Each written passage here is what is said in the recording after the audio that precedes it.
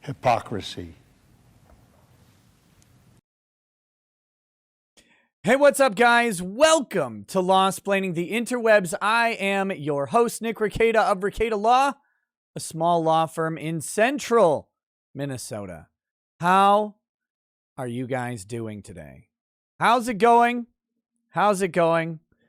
I am so glad that you hate the new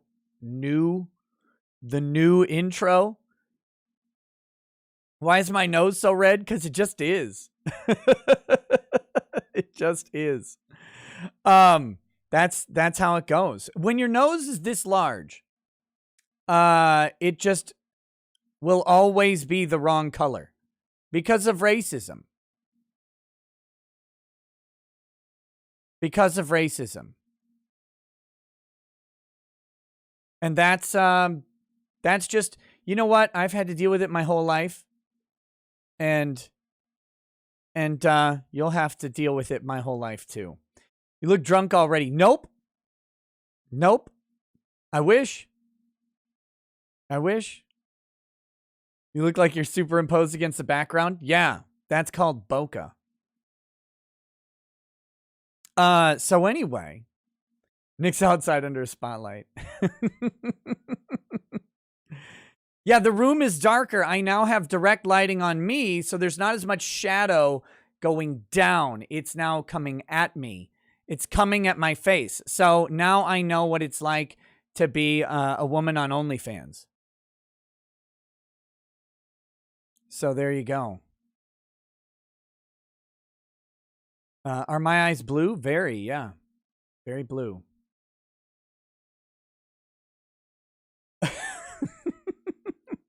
But anyway, how are you guys? Chercoon's going to be blurry in the lighting. I don't know. Yeah. But, am I filming a documentary? Yes. Today I'm here to talk to you about the reality of AIDS. We're going to do that.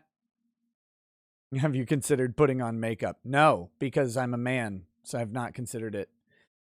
So anyway, we've got some subjects to cover today. Russell Greer has shockingly opposed the dismissal of his case.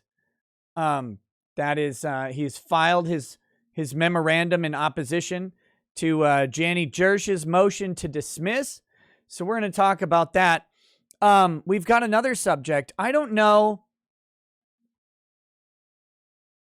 if you guys know this, but in Spider-Man, there's a character in Spider-Man named Mary Jane.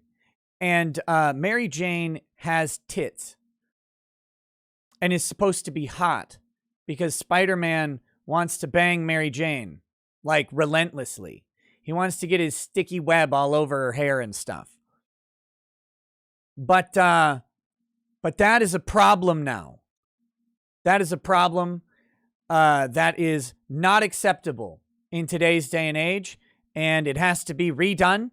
She's not allowed to look attractive or female or anything. And so we're going to talk about that as we get going as well. We'll just take some time and check out the art of Mary Jane and the controversy over it. So that'll be fun. And then there's a little growing news story. It's not really a story, though. I don't know what it is. But it is about Trump and Rudy Giuliani. It's a building narrative. It's a building narrative in the media about a rift between Trump and Giuliani.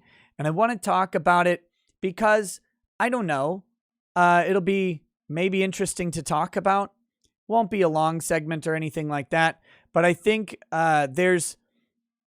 with all that we've learned over the past 2 years, especially the past 2 years, about how the media has been literally coordinating specific efforts to engineer various responses, I think it's interesting to dive into these subjects when they pop up. And so this is one of them. that I want to dive into, and it's this growing narrative about Giuliani and Trump and a rift between them. Whether it's real or not, unfortunately, we can't know because the media is a liar. And since the media is a liar, we can't trust the liar. So we have to talk about, well, we don't have to. We're going to talk about that.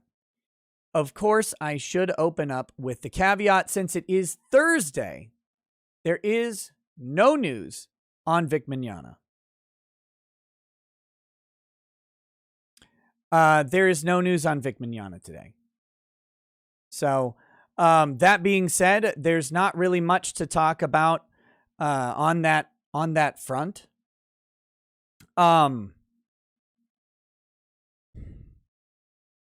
Yeah, there's just nothing really to say. There's no news. The appeals court has yet to render its decision, and that is that is a problem. I guess. It's not really a problem. It's just a problem for the idea of news. Here, 1 second. The screen's going to look weird probably. Or maybe not. I don't know. I do want to point out something that's an absolute travesty. Did I oil my nose? Why is it shiny? No, I just got out of the shower. Shower straight to here. So that's just, I have a smooth, shiny nose. So yeah, there's a real travesty going on in the world. And I'm going to point it out right now. What? What happened over here? Look at my static image face. I don't even know what's going on with it. Why is it like that? But this is it. I'm going to have to fix this. This is my archive channel. My archive channel has 9,999 subscribers. So really close to 10K. Really close to 10K. Oh my gosh. Yeah, I don't know what, it's clearly taking the old image from my webcam, but I don't know why it's that way, but whatever. But yeah, it's at 9,999. So just a reminder that it is there. It is over there. All of the live streams get uploaded to the archive. I upload them after the Twitch stream is done. And that's that. So, there you go. If you want to subscribe there, you can. As always, whoa, there's a big chat from Fox Chase Racing. Thank you. I will properly thank you again in a minute. I should also mention that this show and every show basically is brought to you by locals and the supporters that I have over on Locals. So if you want to join up and have a little bit of extra conversation that is practically uncensored, I mean, the only rules on Locals are you are not allowed to post pornography and you're not allowed to directly threaten violence, like a criminal violent threat, which is not allowed anywhere. That's it. But if you want to post pornography, if you join the Locals, you get access to the Discord, which has a not safe for work over 18 section for all of your needs there as well. So you actually can do that if you really want to, because I try to maximize speech for people in whatever way I can. Locals is where we can talk about anything. And the cool thing about Locals is when you're a member, and I don't know if people know this as much, but you guys can post stuff specific to Locals, and you have freedom to do it. I've turned off all of the moderation on the Locals website. All of it. It's gone. Free speech, man. Go drop all your spicy gamer words that you want. I don't care. I mean, you own your speech there. That's it. And if people don't like it, they're welcome to call you out. But I wanted to let people know, in case you're not aware, over on the locals page, you can post. You can create posts. You don't just have to respond to things that I post. And you can actually have full conversations about whatever topics you want. If you want to talk about the election, if you want to talk about COVID, you can do it freely on locals. No one will stop you. No one can. I mean, I guess in theory, someone can. No one will, because I'm the guy who can. And I don't care what you say. I don't care what you say at all. So go check that out if you want to. If you want to join the locals community, if you want access to the Discord, it's there. $5 a month. Don't join through the phone app. Even if you're going to use the phone app every time, join through the desktop. That'll make it $5. If you join through the phone app, it's $7 because the app stores take their 30% cut and it's a mess. Join through the desktop app, and then you can use the online app. Live streaming is coming to locals very, very soon. And once that thing is set up, I will probably be multi-streaming from here to also to locals. And there will be a locals exclusive chat that will come up. And that will be a part of the show as well. I'm going to have to figure out how to incorporate all that, but we'll do that once it's actually there. So I wanted to point that out. You can also watch all of my short content, over on Odyssey. Odyssey is not good at porting over the long content yet, but all of the short content that I do is mirrored over on Odyssey. I really appreciate it when people watch over there, trying to grow out that platform. And when I say that platform, I want Odyssey as a platform to grow. I think it is a viable YouTube competitor. It is an open space with open ideas. It is less restrictive. They're good to creators. It's not ad revenue based. It's literally click based. You click on a video and watch it, and creators are rewarded for that view. You don't have to watch an ad. They don't care if you use ad block or anything else. I would love people to watch videos that I do over on Odyssey or YouTube, wherever you want to watch them. But I want to see that platform succeed. So you can find me over there. There will be, this is big news for me.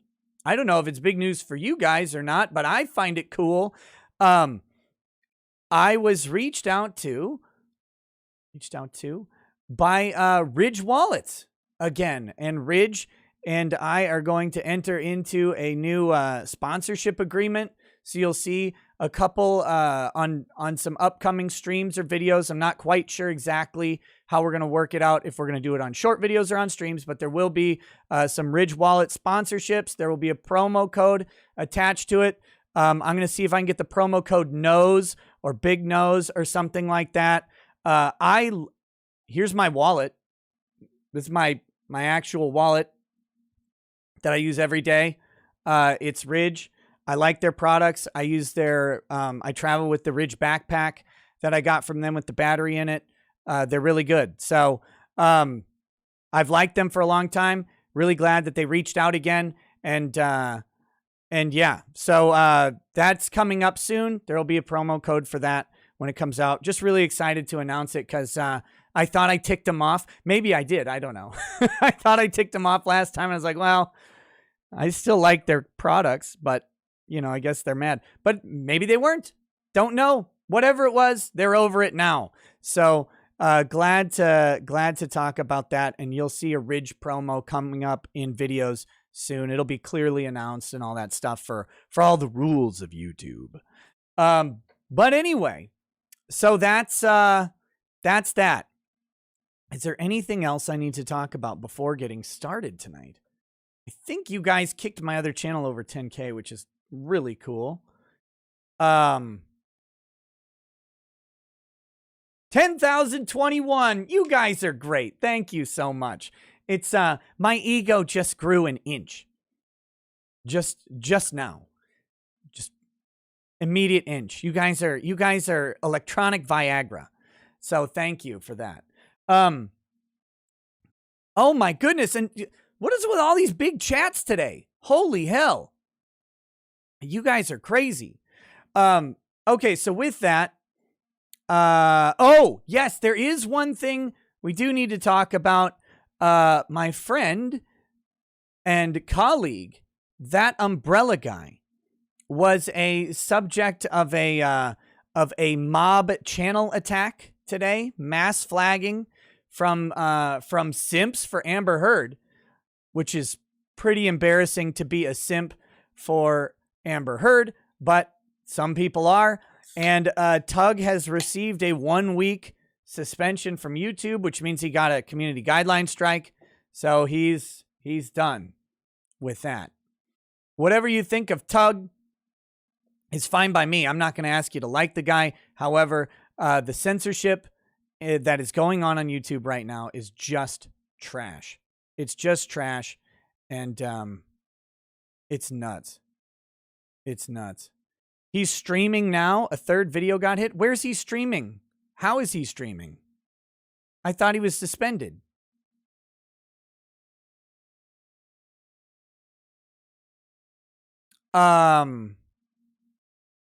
Anyway, other minor announcement.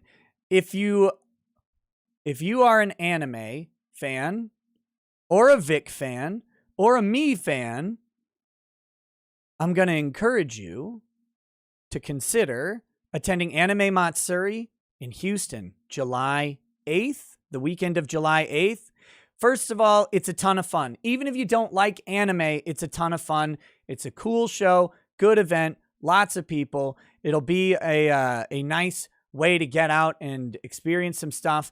I will be hosting a panel there, and that panel so far should have Yellow Flash and that Star Wars girl confirmed, with potentially some other people to be added to it. So just so you know, that's happening. I'm very excited to get out and see some people at a live event. It'll be a blast. Last year's or not last year's, 2019's Anime Matsuri was awesome. We had several hundred people at the panel. It was a lot of fun. So I hope some people will come out and join us again. You can see Vic if you want, if you're like that or whatever. You want to see some pants of questionable sexuality. You can you can go see Vic. There's just also a bunch of stuff to do. There's a bunch of weeb cars and stuff there. I think they're going to have some Godzilla related stuff, or I might be overstating that. I don't remember what the specific themes and studios they've got there are this year, but it should be something very cool. Maybe I can get John or Denise on the show to talk about Anime Matsuri this year coming up and let people know what's going on for a short segment or something. Because I think it's a great show. I think it's fantastic.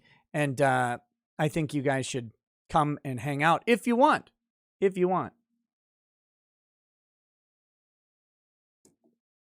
Okay. If you ignore the brony shooter, you get what you deserve. Oh, the brony shooter. All right. We've got a ton of chats to read already, and we've got this Russell Greer action to get into. There's some pre-stream chats. By the way, you guys have cut and hurt me to my core, and that is why I love you. You guys have to know, I am appreciative of the sheer, vile, vitriolic, horrifically insulting things that you say to me every night. So keep it up, I guess. My self-esteem could use all the help it can get committing suicide. So you are my Jack Kevorkian, and everybody loves Jack Kevorkian. So let's go with I have the shiniest nose on the fucking planet. I'm going to just sprinkle a bunch of cocaine on the top of my nose to dull that shine off. Oh my God. I feel like if Joe Pesci were here, I'd tell him to go get his fucking shine box, right? So you could just buff that shit out. You want to see your fucking reflection in your nose? Why is my nose so red? I don't know. I got called Rudolph as a kid. That probably has something to do with it.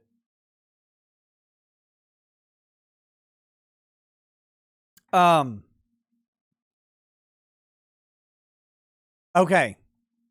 Oh, I gotta fix the camera on the other scene. That weird. The camera says, "I sent nudes. Please respond."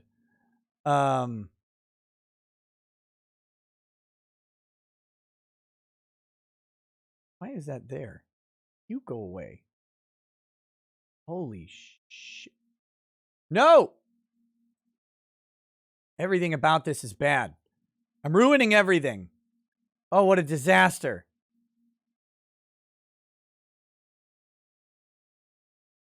Okay, just a second. Woo! We're almost figured it out. Almost!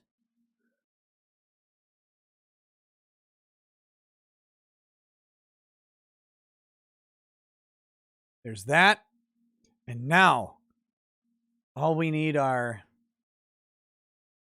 Oh, wait, nope. I got to change this. I thought I fixed this yesterday, but apparently I did it wrong. Because despite doing this... Nope.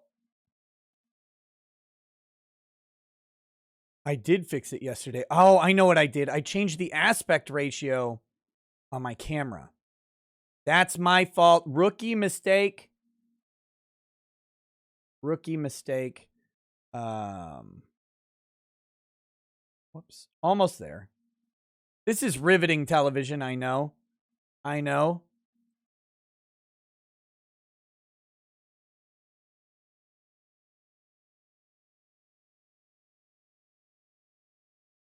Oh my God. Think that should do it. There we go. That'll be better. Next. Gotta get that there. And do we, oh, there. Woo! Okay. I think I got it. There's that. Now I just need to put a, now I need to put a document in your box. That's my pickup line, by the way. What do we have here? Here we go.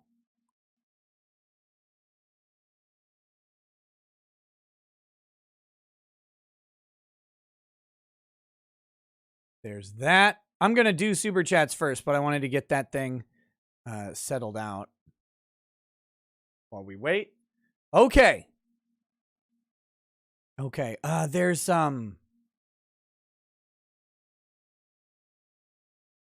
You're not getting the old cam back. You're never getting it back. I'm gonna light it on fire. Actually, I'm not, because I'm gonna use it for the Xbox streams that I'm gonna do. Oh, there was one thing I wanna do real quick. Something I saw today, and I wanna, let's see. Where was it? See, I made the mistake of watching a Gundam video.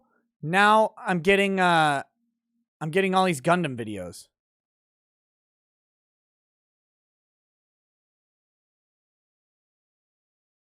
Just a second. I need to find the spot. Where was it? This wasn't a new Gundam video though. This is a little bit older. He killed me. He made me laugh too hard. All right, here we go. Okay. Come on, YouTube. Oh my God.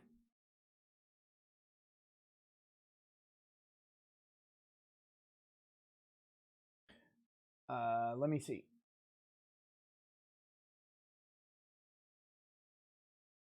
Now I just gotta get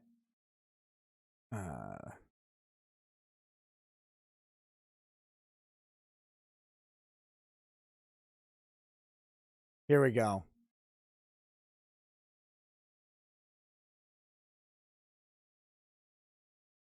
This is wisdom and truth from It's a Gundam. And when you find wisdom and truth, you need to share it. Okay? So we're going to borrow just a couple seconds of his video. I hope he doesn't mind. Of course, you guys should go watch Mr. Gundam. Here we go. Whoops. I suppose I should unmute it. Compliments. If you don't compliment your woman enough, she will leave you for the first guy that she finds interesting and tall that compliments her. Believe me. And then somebody's probably going, that's because you're an Oompa Loompa. I will Ethan Ralph you, dude. I will come to your house and fight everyone in there when you say I'm 5'1". Do I look 5'1", bitch? You're 5'1". Do I look 5'1", bitch? 5'1". Oh my God. Okay, let's focus. When one of his wives... Okay. Sorry. I saw that. I died. And it needed to be shared in case you didn't see it.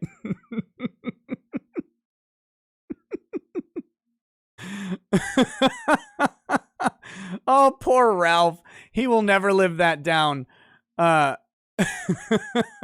because it's hard to live it down, right? Okay. Whoo! Too much fun to start. Oh, this stream's gonna have to get ended because I'm already enjoying myself and I haven't even drank any whiskey yet.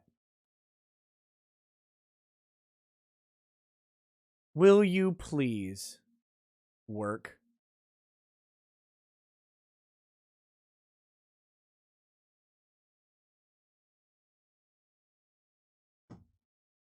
I don't understand why YouTube's functionality just doesn't happen sometimes. What the?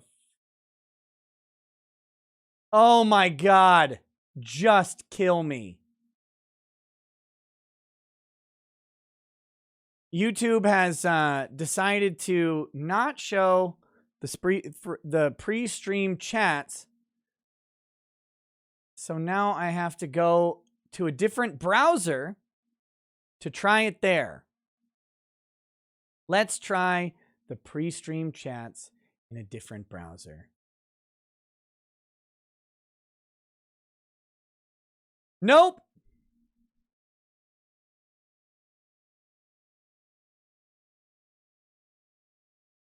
They just fucking broken. Here, I'll show you what they look like. There it is.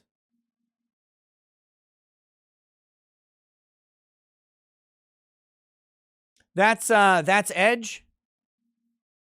Here, I can also show you I'll show you what it looks like in Chrome. It looks the same.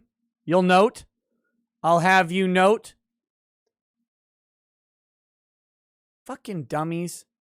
Can you just not make it harder to run a show? Can you just do that?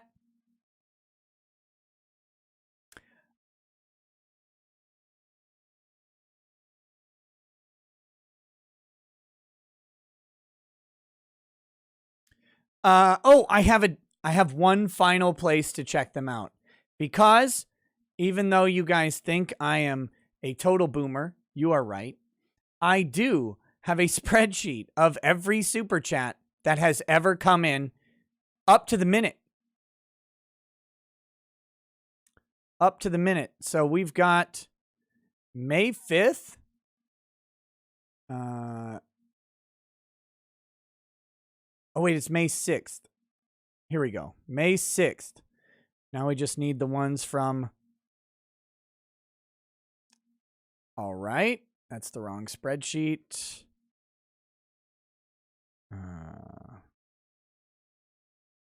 Are you kidding me?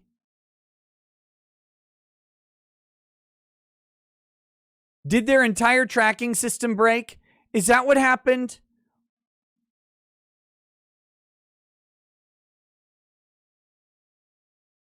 You have got to be fucking kidding me. Oh, wait. Here we go. Here we go. They reloaded. Thank God. Oh, my goodness. All right. Let's do these.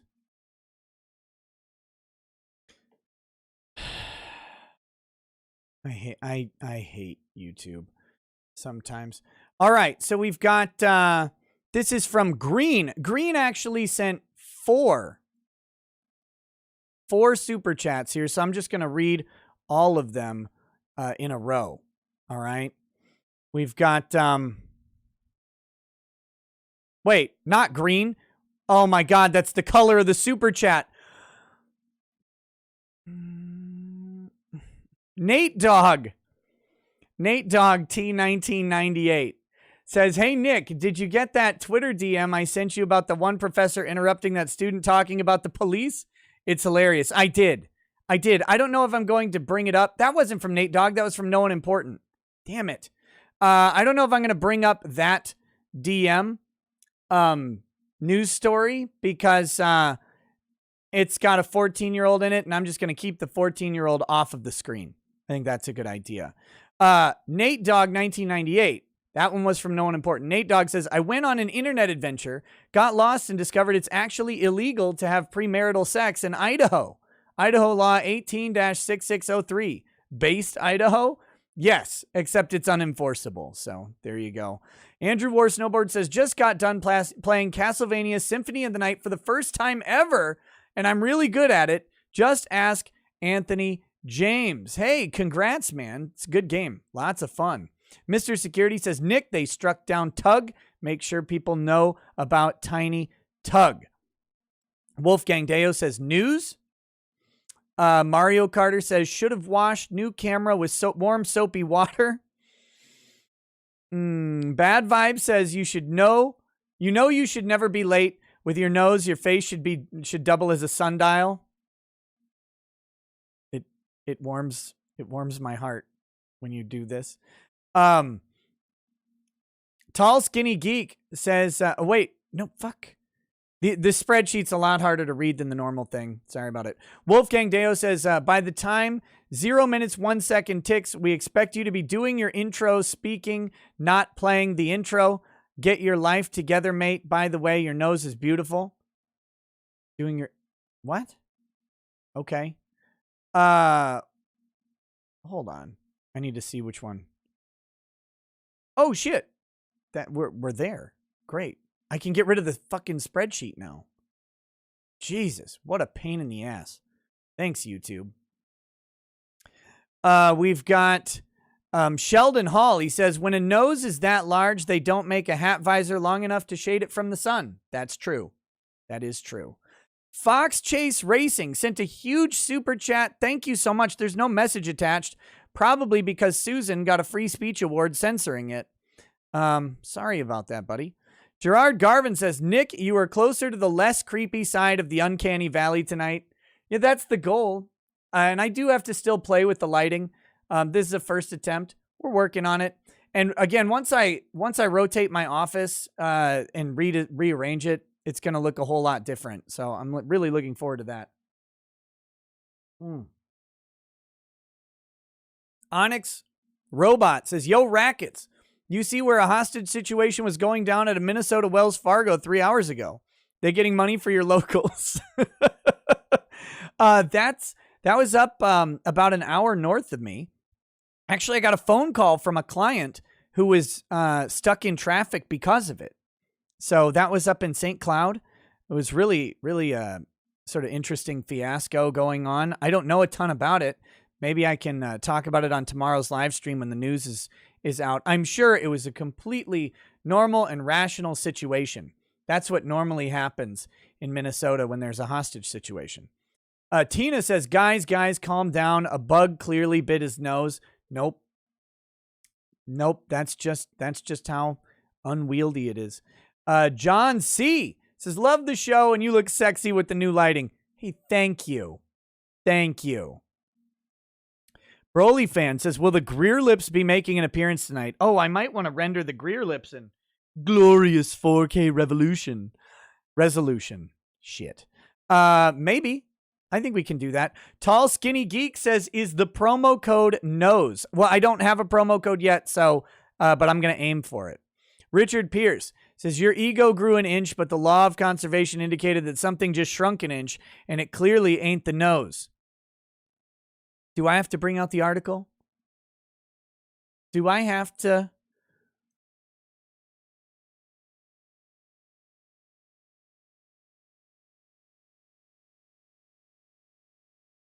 I'm going to bring out the article. You know what? To all you noselets in the chat, hey, fuck you. Get wrecked. Get wrecked, scrubs.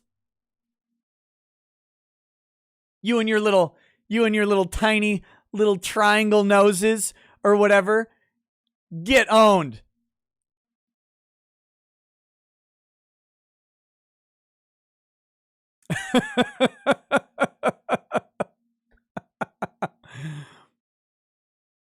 What up?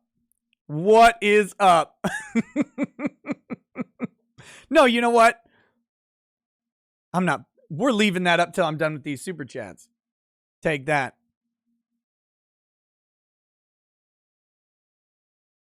Your beak may be giving away more than you think. Oh, but I give it away for free. Yeah, bigger the nose, the bigger the penis, right? Right. It should have just stopped right there. That should be the end of the article.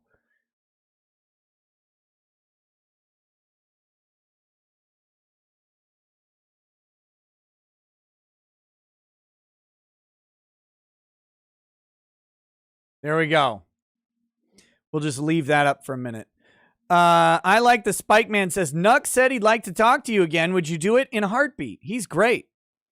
I know it wouldn't be anything law-wise or whatever, but he likes Vic. I'm pretty sure it'd be a good thing. Dude, Nux is hilarious. I talk to him about whatever. Absolutely. Matsuri is 8 hours away. I didn't get to see you in 2019. Well, hopefully you'll get to see me this year if you get to go. Mr. Bentham says, you might need to go get your nose drained like they drained Drex's chin. That's good. That's good. Yeah, if Nux wants to come on, I'll tell him woke is good. Justin Tristano says, I emailed you about my friend's GoFundMe with the judge entirely ignoring his evidence about his abusive ex-wife. I was reading his GoFundMe today and learned more BS. So since I can't drink, take a shot for me. Oh, damn. Okay. You don't have to ask me twice. I'll just keep all that liquor in my big nose and penis. Dan Campbell. This is some Rittenhouse rye. Fresh for you, buddy. Let's drink enough to justify this Rudolph honker. Dan Campbell says, thanks for always sniffing out the truth for us, Nick. I suppose the nose knows. It does. General Isimo. Says, Nick, I enjoy listening to your intoxicated, awful advice as much as I enjoy seeing chat to find ways to gross you out. And none of us care about your health, but in all seriousness, will you guide my slate tonight?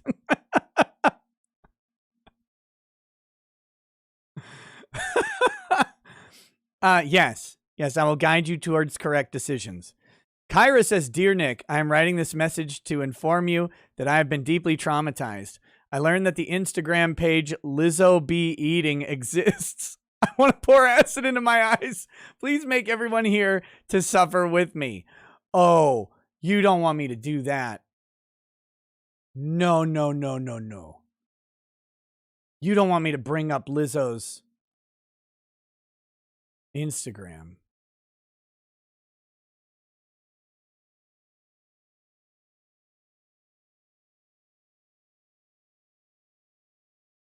I mean, I wouldn't bring up Lizzo's fat ass Instagram unless people were rude to me, made fun of me, picked on me for my disabilities, yelled at me about my hair, made fun of my camera. I wouldn't do that to people unless they were really particularly rude to me. Then, only then, would I bring up Lizzo's Instagram page, only if a bunch of people were assholes. That's the only reason I would do that. Oh God, no. Oh, look at it. Stop. The stone will crack. No. Oh, no.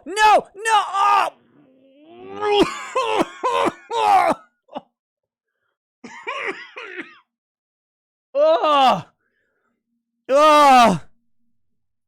Oh, it's see-through.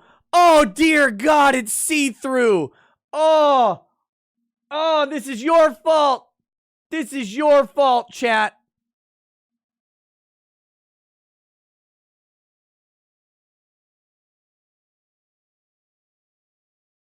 Hit that with what?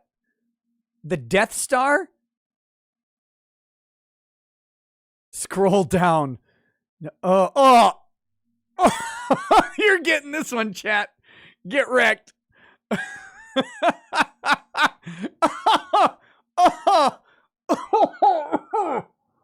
Oh, God. Oh, no. No. Where's my ace of base? Don't turn around. Oh, no. Oh. Oh.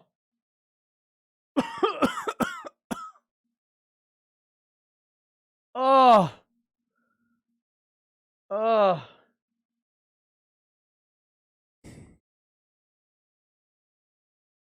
Ugh. Ugh.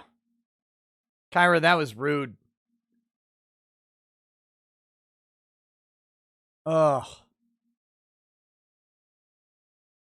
Clayton Bigsby says, I want to stick my face in there. Oh, God. Some people want to take it too far. Irby says, just found out nuns can only get pregnant by having the altar boys fart in their clam. I'm going to need a minute. Also, Dogecoin and Dogelon to the moon. SNL might actually be bearable to watch. SNL is not bearable to watch. Sorry. Okay.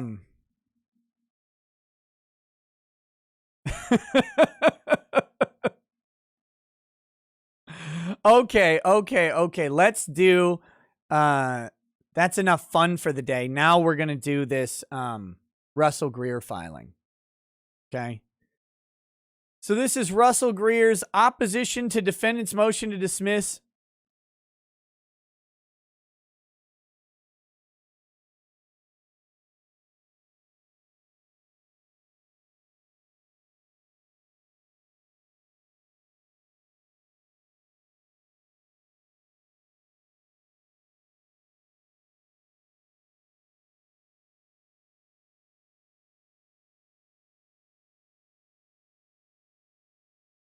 Oral argument is requested. I would like to have an oral argument. I think it'll go really well for me if the judge gets to see having an oral argument. I think that would be beneficial to my physician.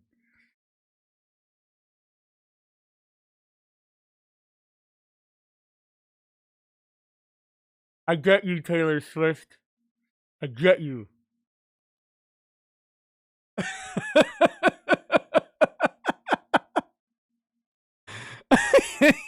He's requested. Russ, do you think that's going to go well for you? Oh, Oh, God. Plaintiff files this opposition in response to defendant's motion to dismiss within the statutory 28-day reply time frame afforded plaintiff per due civ rules 713A. Plaintiff's complaint showed clear cause of action for all the claims that he listed, and the defendant's arguments have not derailed Greer's allegations. However, for the sake of addressing defendant's contentions, plaintiff will show that he can survive a motion to dismiss. I hope his argument he survived birth.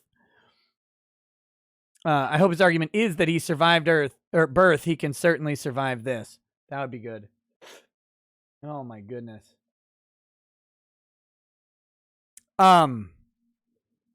Xander1 says, with that nose, sing it. My name is Humpty, pronounced with an umpty.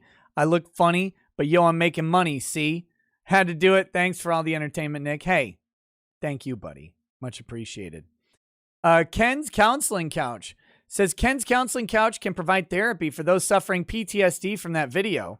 If you need immediate therapy, I'm available for an immediate session, although at my crisis counseling rate, keep it up. Job security, buddy. Yep, you guys can check out Ken, Kiwi Farms, Ken Jennings, by the way, on Ken's Counseling Couch on YouTube. Why isn't counseling and couch spelled with a K, Ken? Why don't you just round it out that way? It'd be great. I don't see any problem with that. All right, argument. Defendant's motion to dismiss should be denied.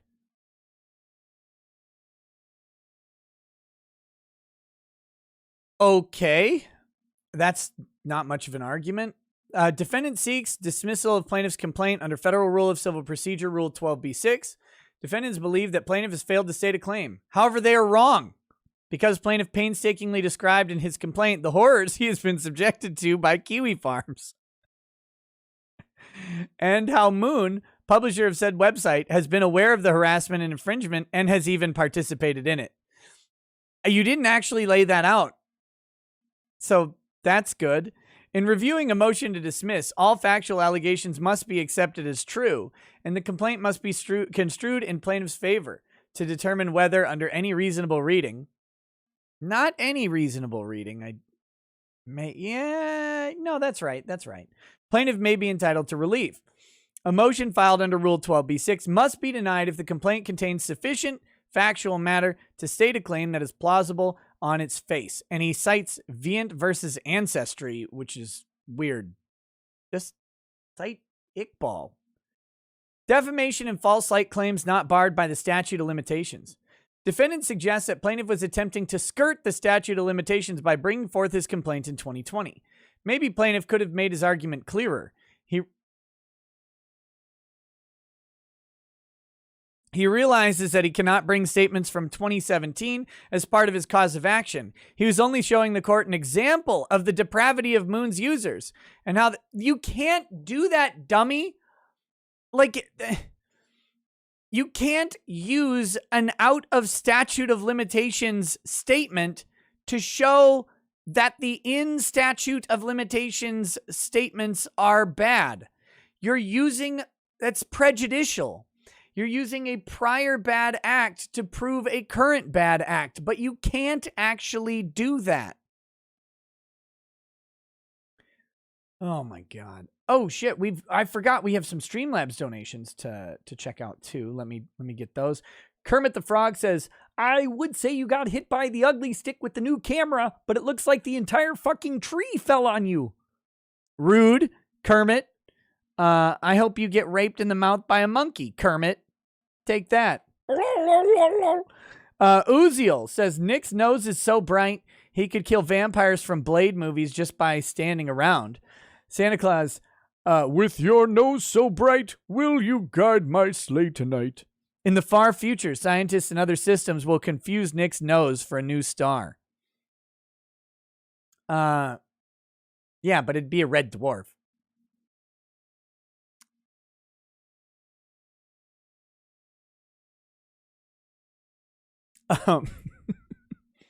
Okay. Thank you for that. Oh, I guess I got to make sure none of those came in pre-stream too. Everything got changed and I hate it. Everybody screwed up the pre-stream. Oh, there's one. See, I would have missed this. But Worlds Man says, in one day, in between switching cameras, Nick has aged a decade. Chat, Nick has seen some shit. Was it Jamie Markey's blowhole? Did all the Vietnamese donut shops get closed down? Is it these damn kids? We'll never know.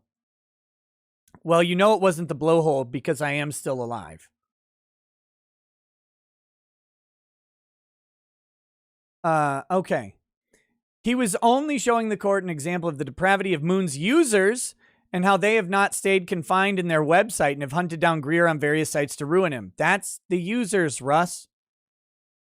That is why he was showing that Richard Springer had created a Goodreads account the same month that Greer released his book to obviously help trash it.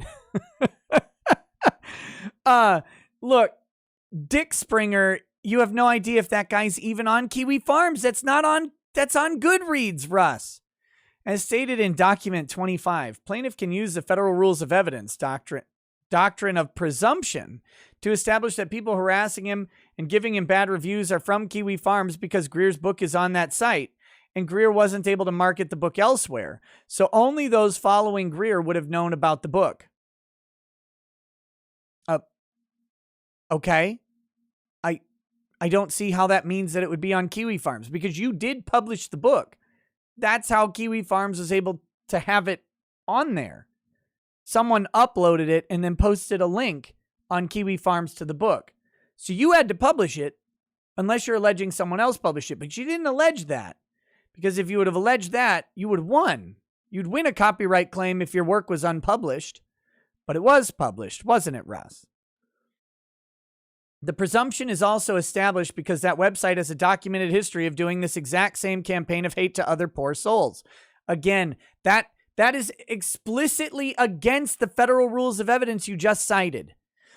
Greer could have presented the court with much more slanderous and derogatory material. Why didn't you? Like how in 2016, reviews called for Greer to be put in a concentration camp because he's disabled.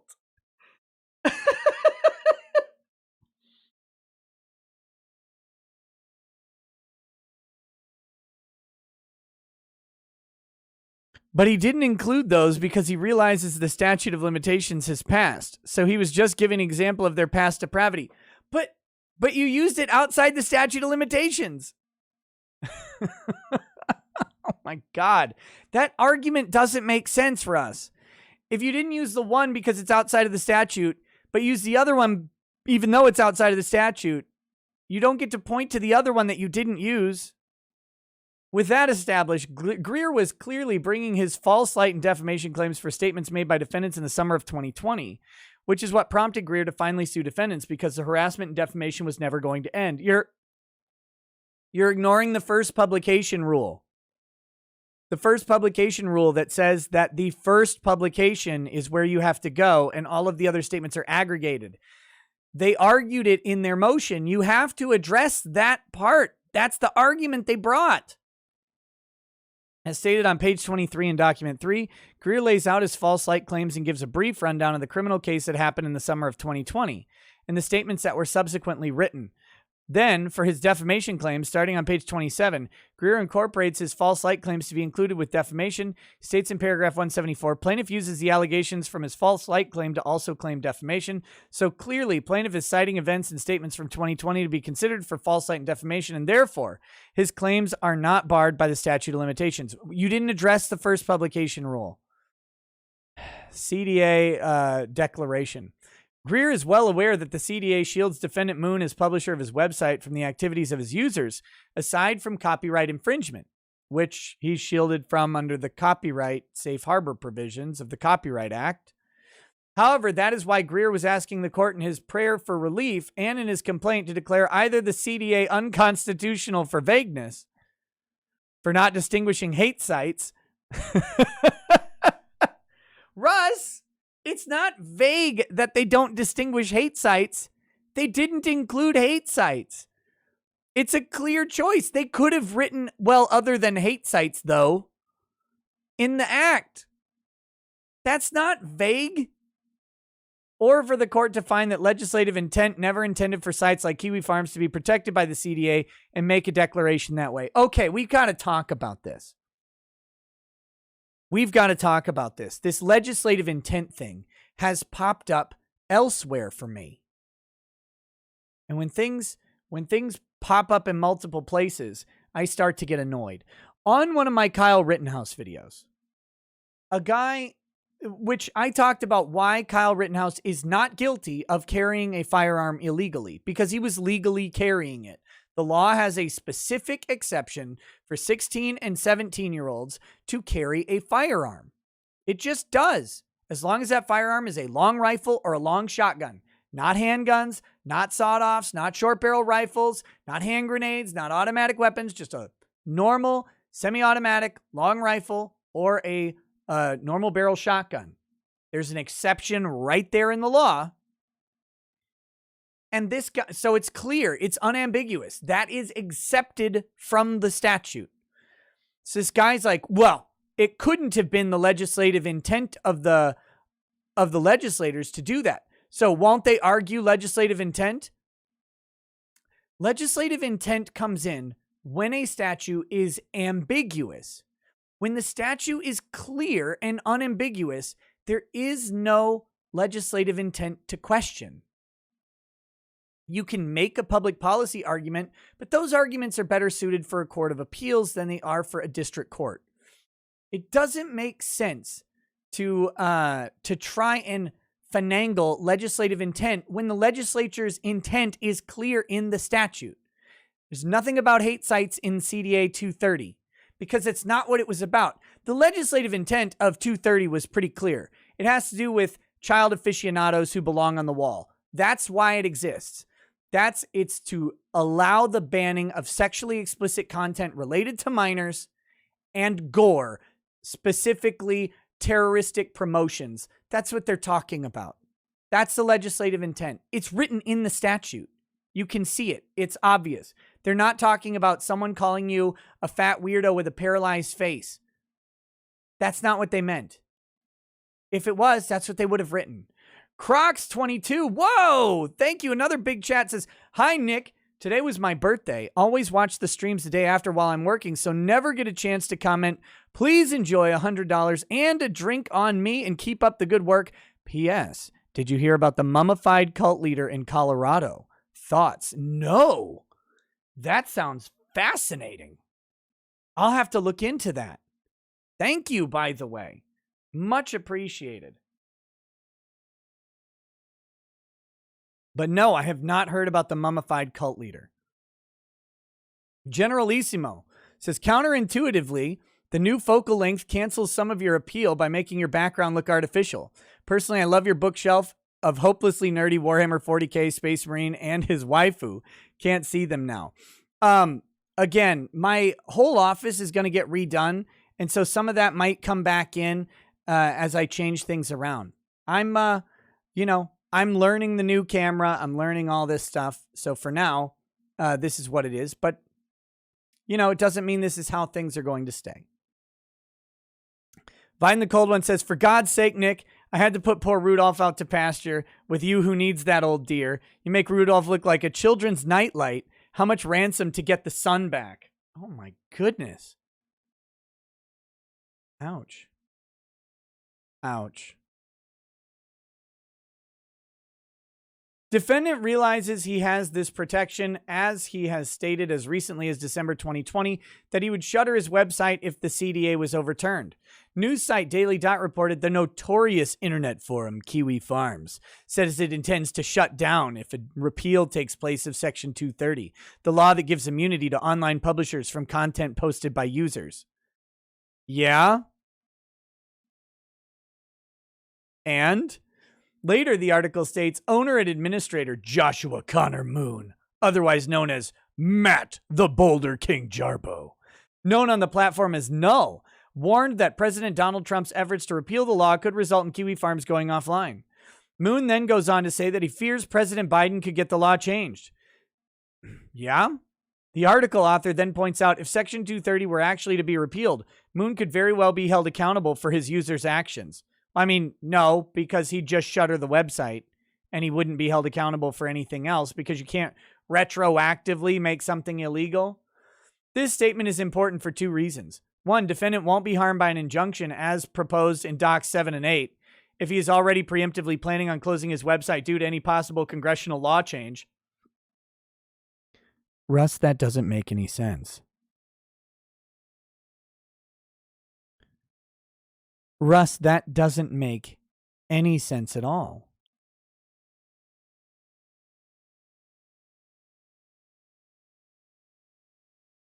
If the law changes, he'll shut down his site. So it won't hurt him to shut down his site when the law hasn't changed.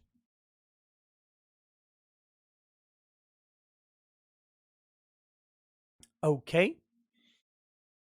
2, it shows that he is aware of what goes on his site. Yes, that's part of 230 as well. If he truly believed his site had nothing bad going on, he wouldn't feel the need to shutter it with that change of law. No, he just doesn't want to be personally liable for the actions of other people. With that stated, Greer asks this court to declare Section 230 unconstitutional or a declaration that Moon's site isn't protected, as he asked in his complaint and prayer for relief. Yeah, the judge is not going to do this. The U.S. Supreme Court has established in the case of NAACP versus Claiborne that one can be liable for the conduct of others if they oversee if said person authorized, directed, or ratified tortious activity. The federal district court in Gersh applied this rule and held Nazi site owner Andrew Anglin liable for the actions of his site users, which was actually a terrible, terrible decision. Pretty sure Anglin defaulted on that, didn't he? Did Anglin even show up for that trial? The court found that Anglin interacted with his users and oversaw a forum. And although Anglin urged his users not to break laws, the court then concluded it is not unreasonable to conclude that Anglin knew what his users were doing. Breaking laws is not calling you a paralyzed face weirdo. Let's see. The court of that case then writes, Anglin's posts and his readers' messages are part of the same ongoing activity with the same ultimate aim. Dun, dun, dun. Comparatively, even though defendant Moon has urged his users not to contact Greer, Moon knows what his users are doing. As shown in the reply in document 25, defendant told his users to not feel bad when Julie killed herself because it's all just entertainment and it's the victim's fault for having underlying disorders. When Greer wrote Moon in 2018 for Moon to remove Greer from Kiwi Farms, Moon published his email and said, there's so much wrong with this. On 4/28/2019, when Greer sent Moon the DMCA letter, Moon replied that he knows who Greer is and replied, try me. When Greer told Moon that Moon doesn't know what fair use is, based on Moon's misunderstanding of copyright law, as shown in the complaint, Doc 3, Moon published this request onto his site, as if it was a giant game for amusement and to belittle plaintiff. Let me help you out, Russ. Catch you later, Generalissimo. Let me help you out, Russ. It is a giant game for the plaintiff, and it is to belittle you. There. Now you don't have to wonder anymore. Everyone is making fun of you because you're terrible. That's the main thing.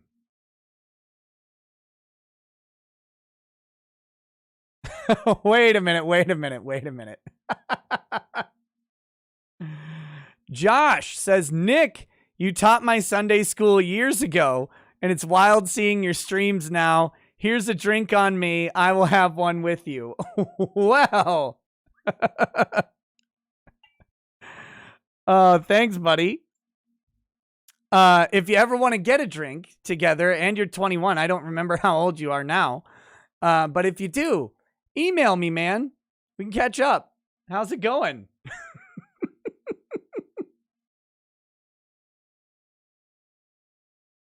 Oh my goodness.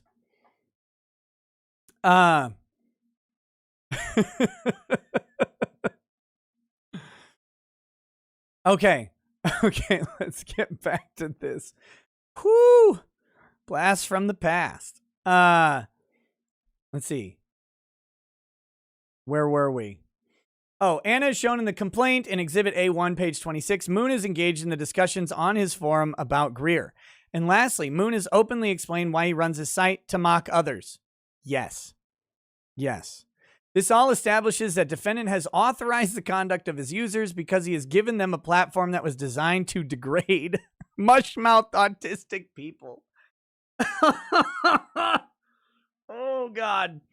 And others. Based on precedent with Gersh, which has nothing to do with this at all, and based on a hopeful declaration by this court, liability should be found on Moon for the conduct of his users. Yeah, good luck on that, Russ. Good luck on that. Oh my God. Defendants encouraged and induced infringement. Defendant waived safe harbor protection. While plaintiff will address the inducement aspect of the defense that defendants raised in their motion, his legal writing is terrible. It is terrible.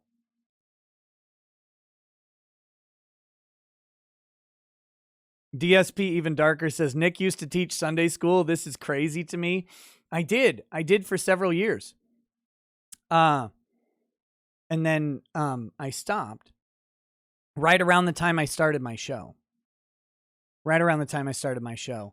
I wanted to do a couple things, but mainly to head off the preemptive complaints.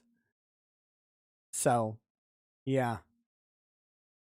That were inevitably coming. Because church was very, very conservative, which is fine. Except when you go online and start talking about all sorts of things, some people get a little rankled.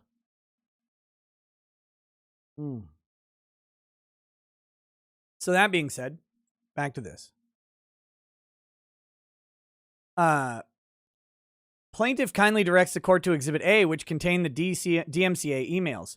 If the court notices in the email exchange, defendant Moon says that he will waive whatever safe harbor protections I have because he was going to use the fair use defense.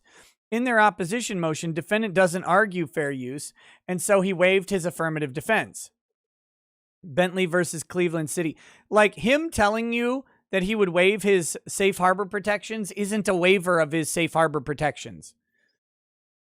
Sorry to bring that to you, Russ, but so it almost seems time costly to debate whether defendant induced or not, since he admitted he would be waiving his protection from third-party liability, and he admits to knowing about the copyrights and knowing who plaintiff is, thus establishing actual knowledge. Service providers will not lose safe harbor status if they act expediently to remove infringing material upon notice. Russ, you haven't shown that the infringing material is present on Kiwi Farms. The infringing material isn't there just because there's a link. Inducement not required. Although defendants argue that inducement is required, other circuits, such as the Ninth Circuit, have held that inducement is not absolutely required to find liability for contributory copyright infringement. Perfect 10 versus Amazon, holding in footnote 11 that the Supreme Court in Grokster did not suggest that a court must find inducement in order to impose contributory liability. In following this holding, the Ninth Circuit held, you're not in the Ninth Circuit, I don't think. You're in, I don't think Utah's in the Ninth Circuit, are they? Oh, now I don't remember. But anyway, sorry. Let's see. Neither Napster nor Netcom expressly required a finding of intent because both decisions ruled that a service provider's knowing failure to prevent infringing actions could be the basis for imposing contributory liability. Again, Napster's a little different. Napster was facilitating the actual connection. And if I'm not mistaken, Napster was actually receiving the file and then transmitting it to the other person, which is why they ended up losing. Napster was not a true peer-to-peer connective service. Napster was receiving and then hosting an illegal copy of a song and then transmitting that illegal copy to someone else. That's completely different. Completely different than someone hosting a link that where the actual infringing material is not held on the server.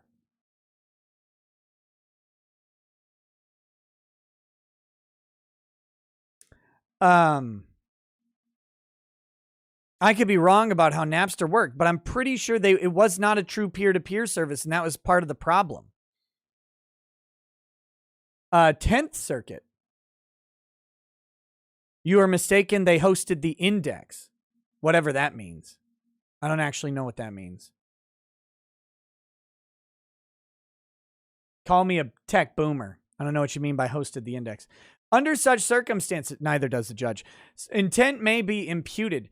These cases should be followed because they are analogous. But again, Napster was providing a specific platform for copyright infringement to occur.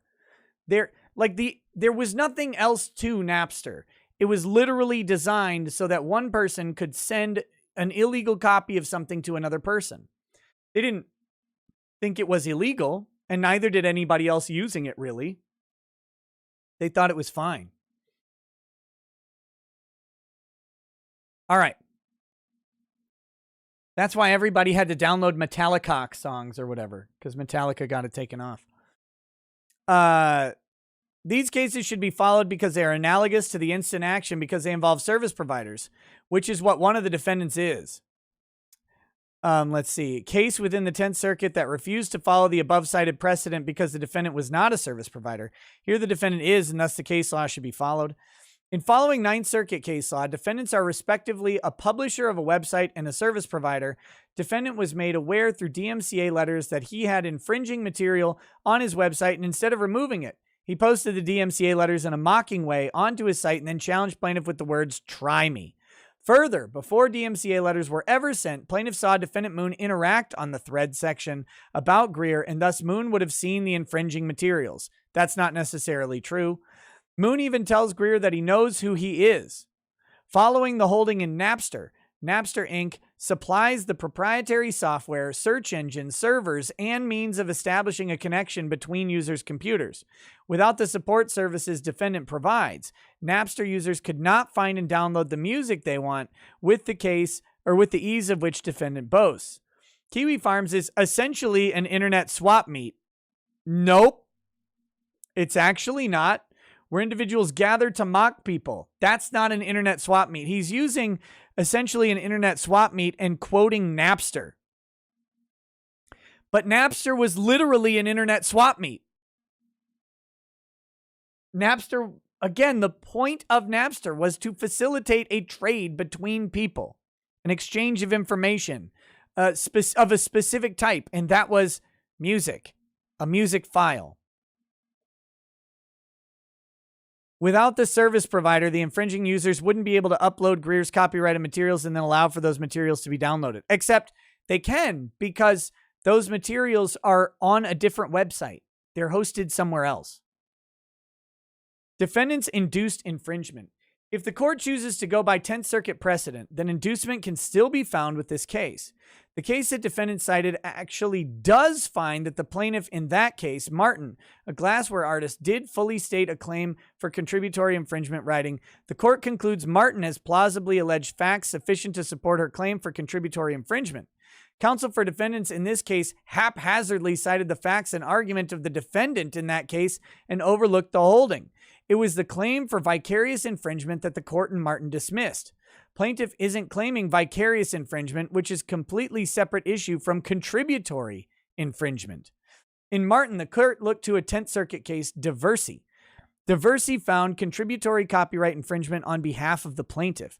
Applying that precedent, the court in Martin found that the defendant in that case had knowledge that Martin's works would be reproduced, which is then followed with a footnote. One who furnishes a copyrighted work to another, who in turn wrongfully copies from that work, may be liable as a contributory infringer.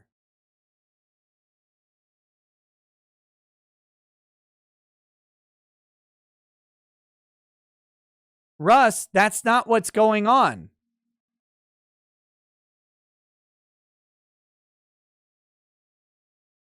That's not what's happening.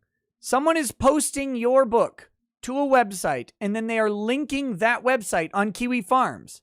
They're not providing it to Kiwi Farms, who then copies from that. They're not furnishing a copy. They're not furnishing a copyrighted work to Kiwi Farms, who then in turn copies from that work. That's not contributory infringement. Kiwi Farms isn't doing that. Josh Moon isn't doing that. Someone has posted your book somewhere and then linked to it on Kiwi Farms. That's all.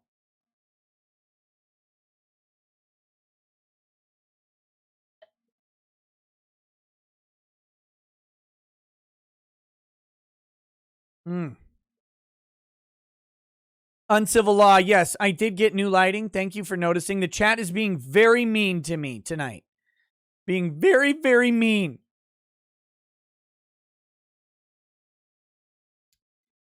In applying district court precedent with Martin, defendant Moon and Kiwi Farms have created and furnished his website to allow copyright infringement. His site is a swap meet per Napster. It's a lot different than Napster. On Moon's site facts, He says that non-famous works will remain on his site under fair use. One could easily turn to Moon's facts and feel that they are allowed to upload to his site because Greer or any other lolcow isn't famous. No, you are famous, though. Again, Moon is authorizing this conduct. No, he's saying under fair use. Fair use.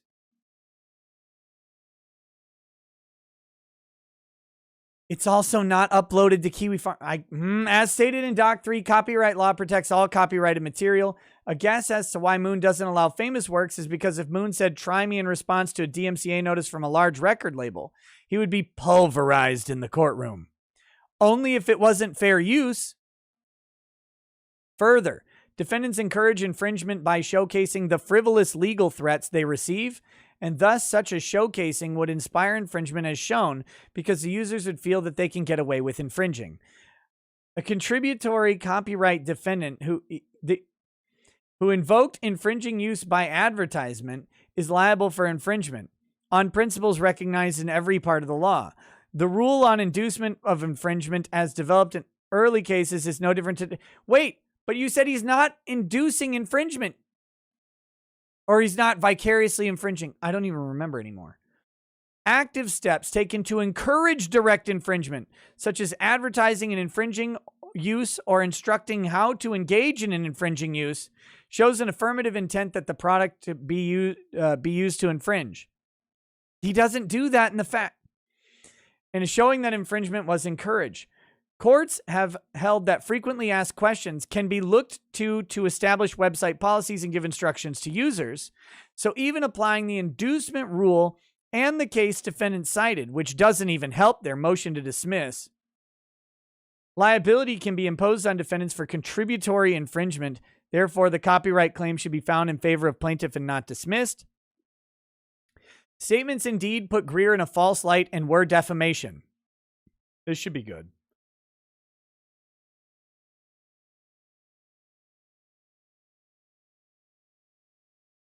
Defendants remark that the statements written on Kiwi Farms are just opinions. Plaintiff realizes that people can state opinions about someone in an unsavory manner. However, simply stamping a statement as an opinion does not automatically protect a person. An opinion becomes protected when it is about a matter of public concern.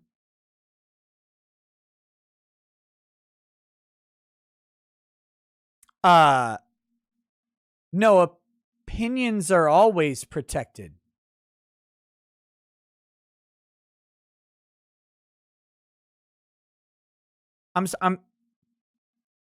I'm sorry. That's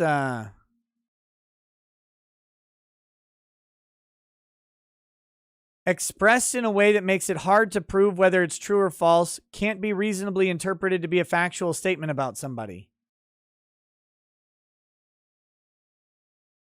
Opinions are always protected.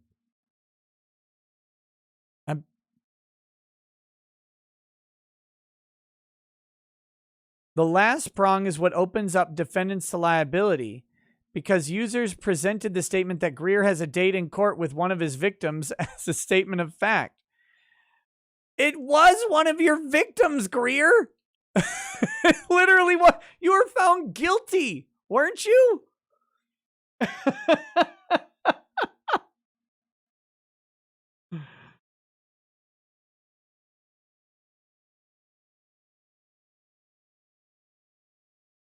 I mean, what?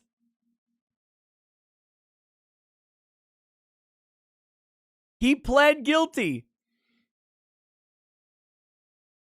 His problem with the statement is one of his victims.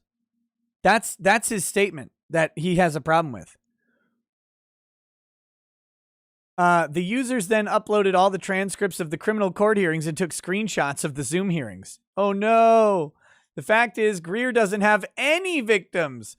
The event surrounding the criminal case was a misunderstanding. Footnote. Oh my God. When you have to write in a footnote to explain to the judge how your guilty verdict was totally just a misunderstanding and you're not really guilty, even though they found you guilty in a court of law because you pled guilty, that's the spice of life. Here we go.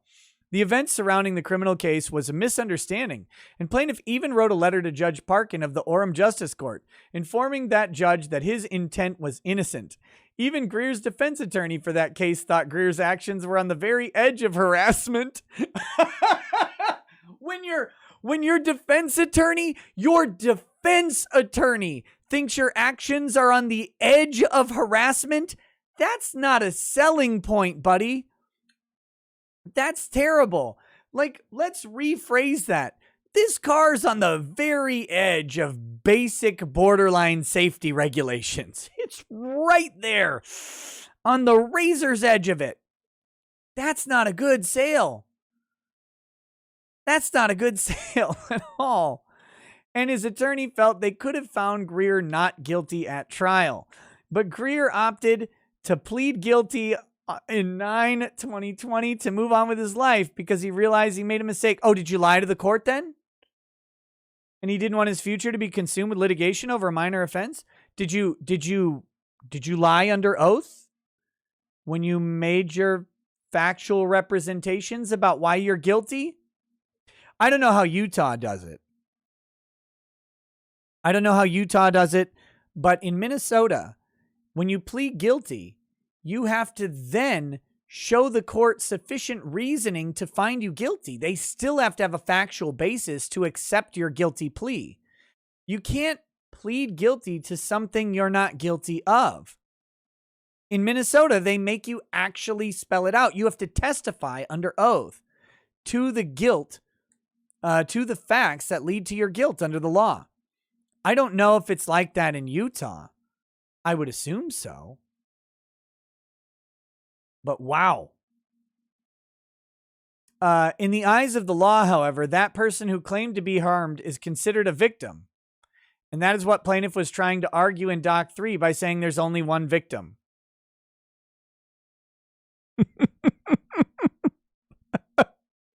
He's quibbling over the plural of victim. The Orem case has been the only instance where Greer was charged because a victim had pressed charges. By saying the plaintiff has a date in court with one of his victims, it lends the false idea that plaintiff is akin to Ted Bundy or another serial predator and has a trail of victims or a series of convictions, which he doesn't. Yes, you're right, Russ. When everybody hears that Russ Greer has one of their victims, a date with one of his victims, everybody goes immediately to noted serial killer Ted Bundy. That's where it goes. Kyra, there's a post on Locals that you follow to get Discord access.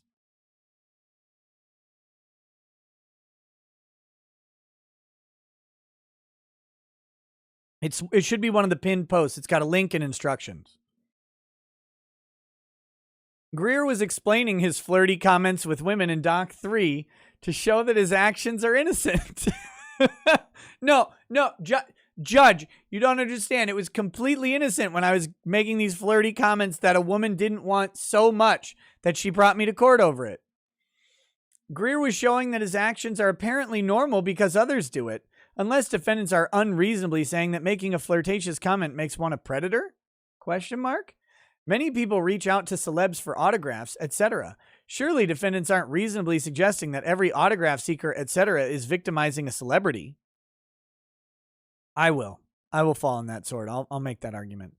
Greer has been respectful in his reaching out.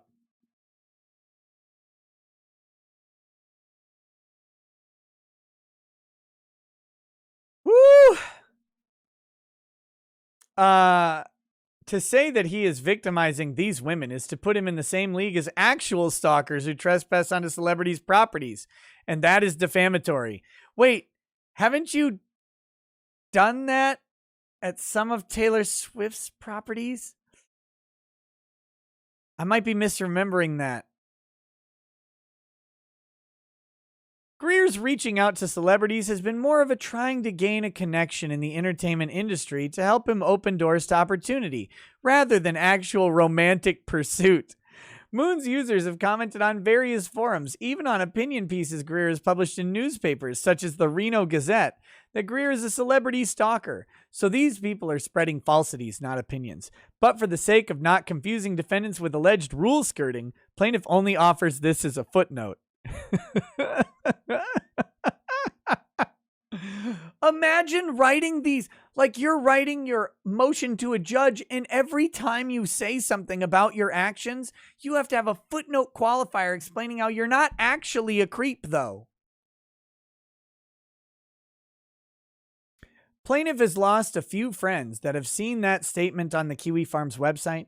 Kiwi Farms has a large readership, and it's unknown how far that statement has been spread. The statements purported to be facts, not of opinions. The difficulty is that the words amounted to false representation of facts.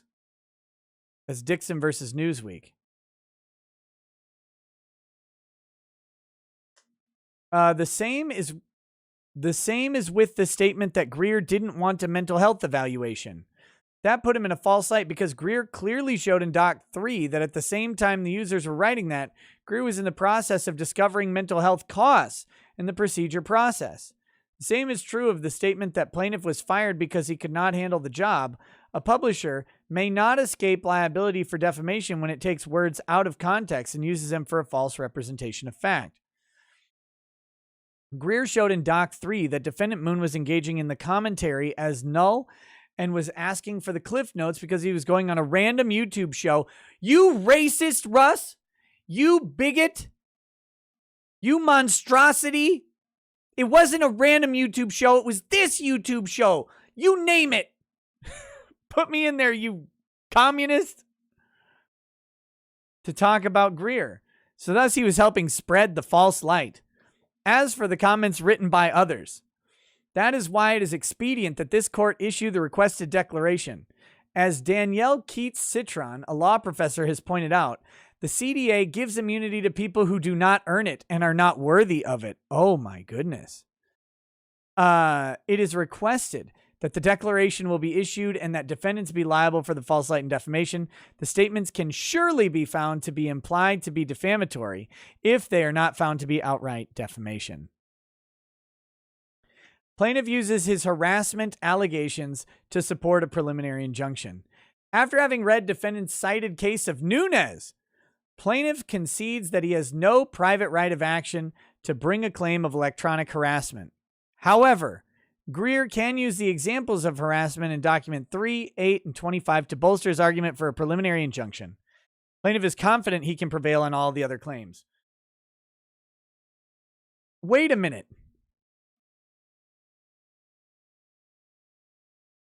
He didn't. Request for oral argument. Plaintiff recognizes that much is at stake with this injunction, and so he requests an oral argument for this motion. Conclusion, plaintiff has clearly and coherently rebuffed all of the defendant's arguments for a motion to dismiss. If defendant's motion is granted, the court would essentially be endorsing the conduct of defendants, and a dismissal would only embolden Kiwi Farms and its users. On that, he is correct. It would only embolden Kiwi Farms and its users. Fadix the Great says, wait, so you're telling me if I felt the desire to spend a decade or two in prison, I couldn't just waltz into a police station and plead guilty to some random cold case murder? Day ruined. You could if you wanted to go ahead and plead sufficient facts about the cold case murder, about how it was taken, but they might not believe you if your story breaks down. A dismissal would be spiting the people who have killed themselves because of Kiwi Farms. Yes, court, you will spite the dead, the suicided dead, if you side with Joshua Connor Moon and the Kiwi Farms. How dare you, judge, besmirch the deceased in this way? Wow. Even if the court chooses not to make a declaration on the CDA, I wonder, and find Moon not liable for the defamation, enough evidence for willful infringement and overall harassment has been shown to warrant an injunction to remove the pages about Greer, if not a full-on injunction. Plaintiff again asks the court for the requested relief. Respectfully submitted, Russell Greer. Oh, God. Russ was supposed to show why he was likely to succeed on the merits. He has not done that. He promised to do that in his other document, even though that was stupid. But he hasn't actually shown why he's likely to succeed on the merits. He should have had an argument specifically about why he's likely to succeed on the merits, since he said he was going to do that. But he didn't. Woo! All right. So, that takes care of Russ. Let's move on to Mary Jane's tits. Let's move on to that.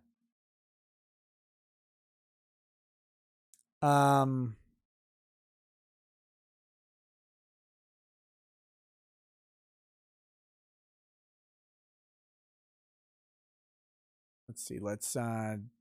This one.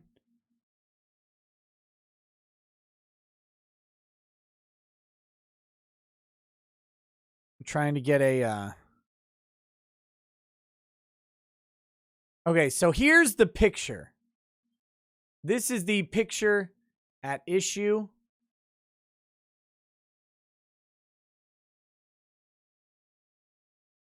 There we go. It's this amazing Spider-Man cover. And the cover is by J. Scott Campbell. If you are comic book fans, you may know more about J. Scott Campbell than me. I don't know anything about him. But this is a controversial cover. This is a controversial cover because, well, let's take a look at it. I don't know. It looks fine to me, especially for a comic book character. There's nothing particularly egregious about the drawing. The art is good. She's drawn very attractively. She's drawn in a way that accentuates certain feminine characteristics, right? But so that's comic books. Now, here we go. So here is J. Scott Campbell. The fix is in. So non-binary Finn Mertens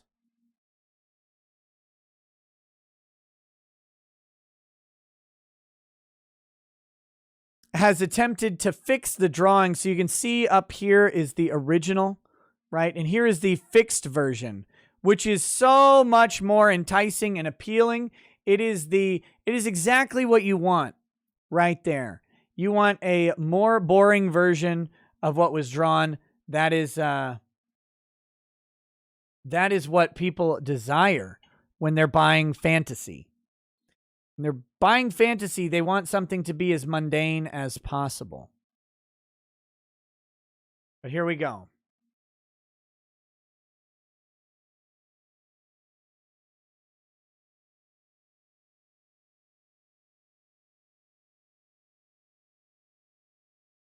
All right, so this is his response. Actually, I should find the original post real quick. What cursed website is that on?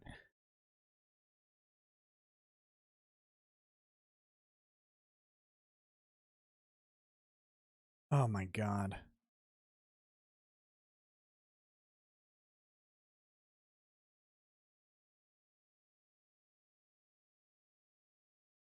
Let's see. I know this stupid thing is on.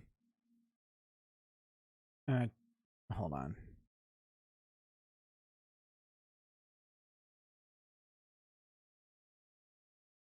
Let's see.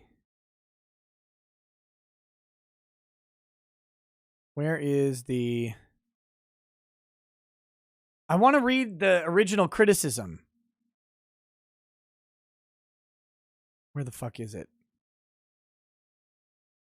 Oh my gosh.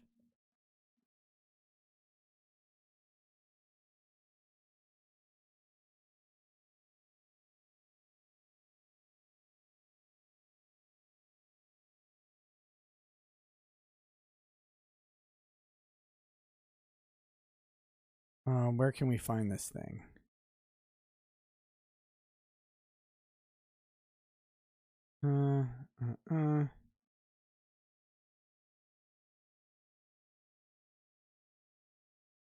Hold on.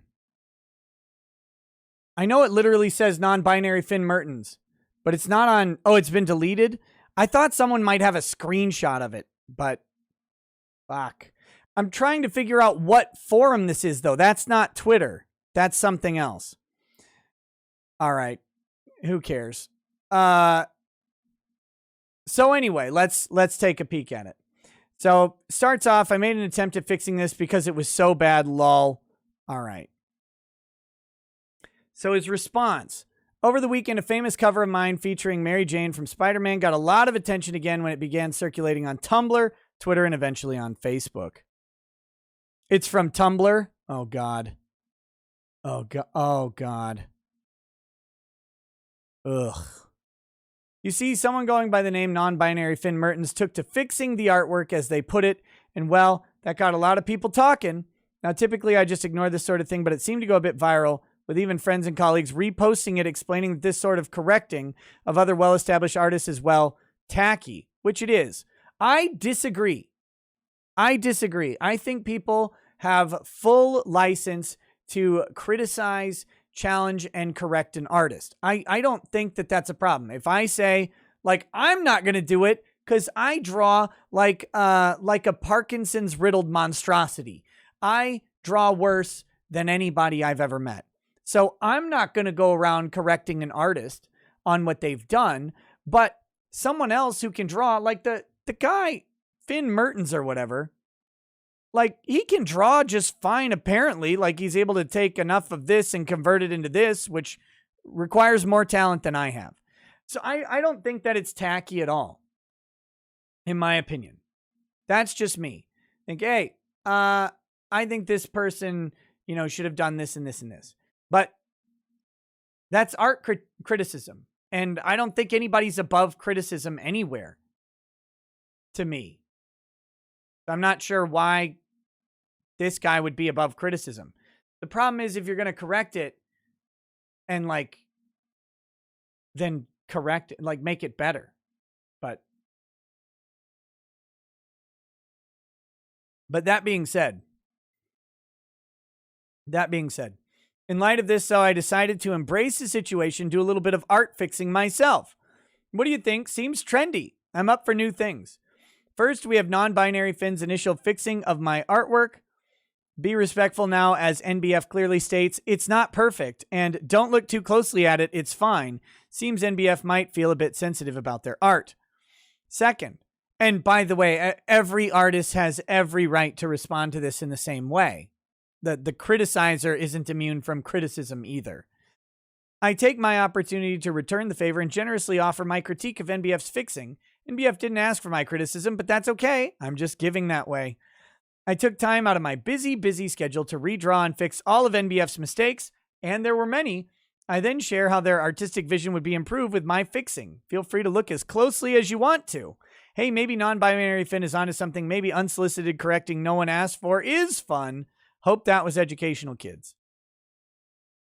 Okay, so here, he's got some good criticisms. He's got some good criticisms here. Talking about our clavicles are too high. She's got Popeye forearms. Sitting this way on a couch is weird as fuck. Like, the way she was sitting in the original, little bit weird, except I've seen women sit like this. I have never seen a woman sit on a couch in a full-on, meditative kneel. That's strange as shit. Who the hell's G Prime? Do you mean George Alexopoulos? We're going to look at Alexopoulos' version in just a minute. But I can't help but notice, but rather than looking relaxed and cozied into the couch with her warm coffee as in the original, that MJ instead now has the energy of a perky, obedient puppy. This doesn't seem to be the MJ I know, but who am I to say? Yeah, Non-binary felt the original way Mary Jane was sitting was impossible to them because they don't sit that way or never saw anyone in their own life sit that way. Look, if you've never been around a small woman, I guess you might not know that they kind of sit in weird ways on couches. How they don't sit on a couch is like this.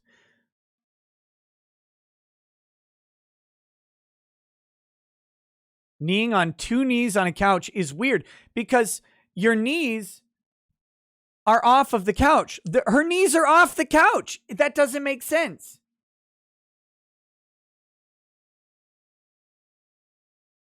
It doesn't. That just doesn't make sense at all. Like maybe if she was sitting sideways on her knees, so her knees were actually on the couch. That's okay. But anyway, this must in fact be incorrect. Either that, or it was just too alluring or too sexy, which is also in need of fixing. While non-binary solution of closed parallel kneeling legs instead isn't necessarily wrong, one could argue it's certainly somewhat static and unimaginative. Dare I say boring? It's awkward. It's really awkward. Like I challenge you to go kneel on a couch. That's just awkward. Non-binary has decided that the original breast size, shirt, cleavage, and late 2000s midriff was incorrect and needed fixing too. As an artist, I'm used to referring to that as a preference rather than correct or incorrect. But let's go with their premise for shits and giggles. Non-binary seems to have created what looks like a swimsuit effect, lacking and wrinkling. I think he means any. How do you typo? Is this a font? I guess. Lacking any wrinkling, tucking, fabric pulling, etc. The effect is a flat, one-dimensional upper body. That's what these people want, though. Listen, let me help you out, J. Scott Campbell, whoever you are. If you don't understand, they want flat, one-dimensional women. Or seven-dimensional women like Lizzo. That's it. There's no middle ground. There's no three-dimensional women. They don't want anything. They don't want women with volume, with curves. They don't want anything like that at all.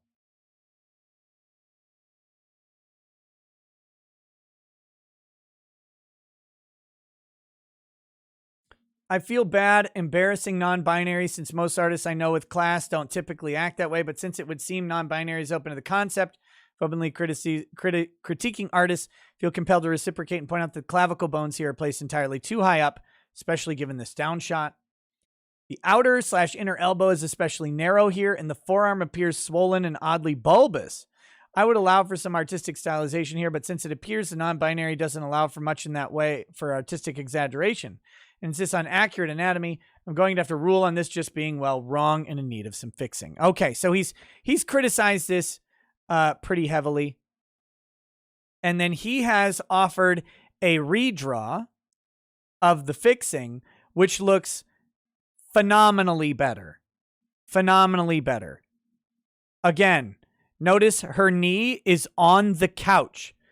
Like that alone is a critical change for me. That alone is a critical change because her knee being on the couch is, that's how you would sit.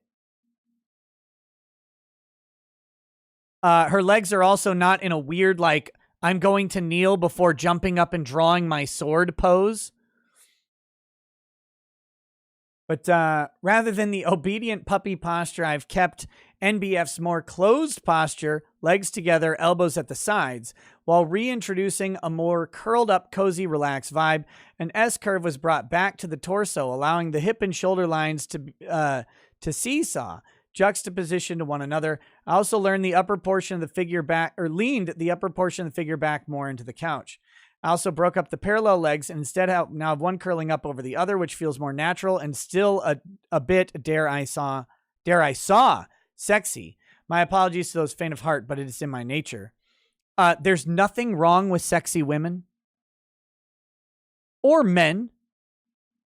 There's nothing wrong with attractiveness. Why are we hot shaming? Like, I want everyone to be hot. I want every person walking down the street to be a solid 8 or higher. There is nothing wrong with sexy women. There's nothing wrong with sexy men. Not at all. Dare I say, I would much prefer everybody to be sexy.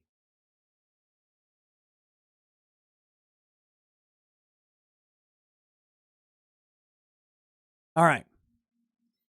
I did stick with the bent elbows. Bent elbows out and arms to the side. That was important to NBF, but went ahead and corrected their elbow and forearm issues. Generally, I still prefer my original version.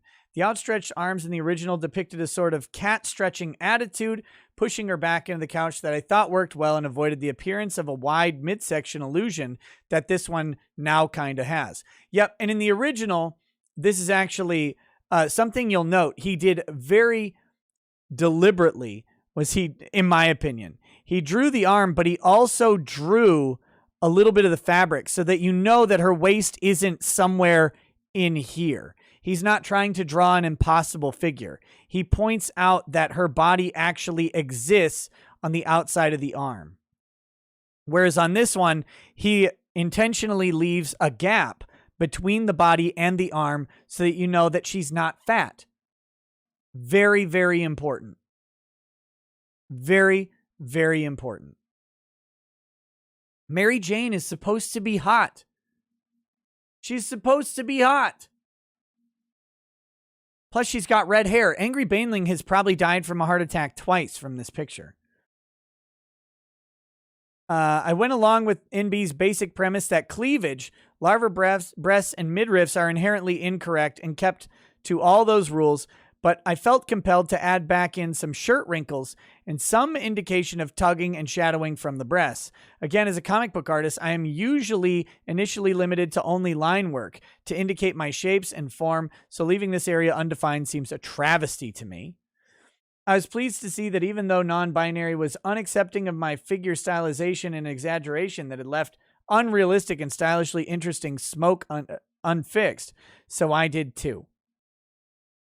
Overall, I think my corrections to non-binary's version retains the general idea of their fixing of MJ's overall level of sexiness from 2009 that made them uncomfortable enough to go through the hassle of creating their corrected version in the first place, while bringing back in the more visually interesting, more relaxed, and generally more feminine posture and storytelling that I felt was present in my original version. I hope you would agree.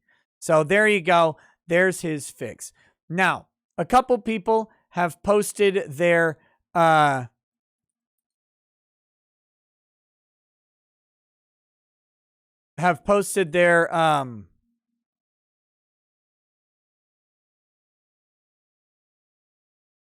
it. Okay, I gotta find, I had this one earlier, but some people have posted their own versions of this. And we are going to, let me find them real quick. We want to make sure and get them written down. Or not written down, recorded for posterity. I know, I follow this fucking guy. Where is his picture? What's George Alexopoulos' Twitter handle? Does anybody remember off the top of their head? I'm going to pull that one up first.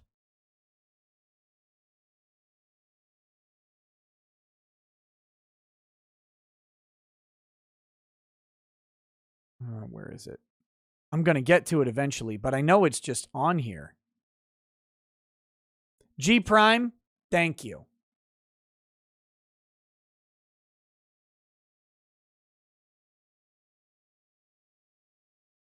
There it is. Okay. All right, we've got his fix here. This is very important.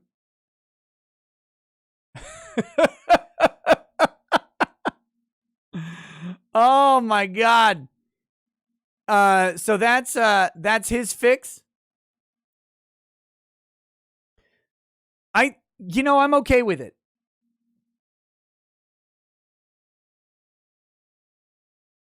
The Big Red Bear says, these criticisms seems to be ex-phobic in nature.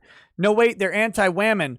All things must be fixed to match the canon. Jokes aside, most of these people are brain ill. It's a community of the ill. Dude, it is. It is a community of the ill. That's the best way to explain it. Now let's go. One of the criticisms of this was that basically women don't look like that. Their clothing doesn't do that. Nothing about the original picture, which let's bring that back up real quick.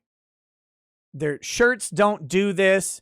There's no crease between the breasts or anything like that. And so someone else posted a fix. Oh, this is another good one real quick. Before we get to that, let's put this one up. This is where J. Scott Campbell shows the body shape that he used. I actually just found this one really interesting. Like, he points out her figure. Here's what her figure actually is. And he's showing the ratio of shoulder, chest, waist, and hip, which he used. Like, that's so cool. Like, that's something that I show, or that I respect artists for. I can't do this. I can't do this in any way at all. Like, I can intuitively kind of see it. Like, to me, she doesn't look that out of proportion. She's chesty, but so I have met plenty of chesty women in my life that are still small. But yeah, so there's the figure that he actually used. It's actually a perfectly reasonable figure for a woman to have. It's not even that exaggerated. And it's comics. You're allowed to exaggerate. That's the whole point. But I want to point out that Star Wars girl has done her own version of this. Where the hell is it?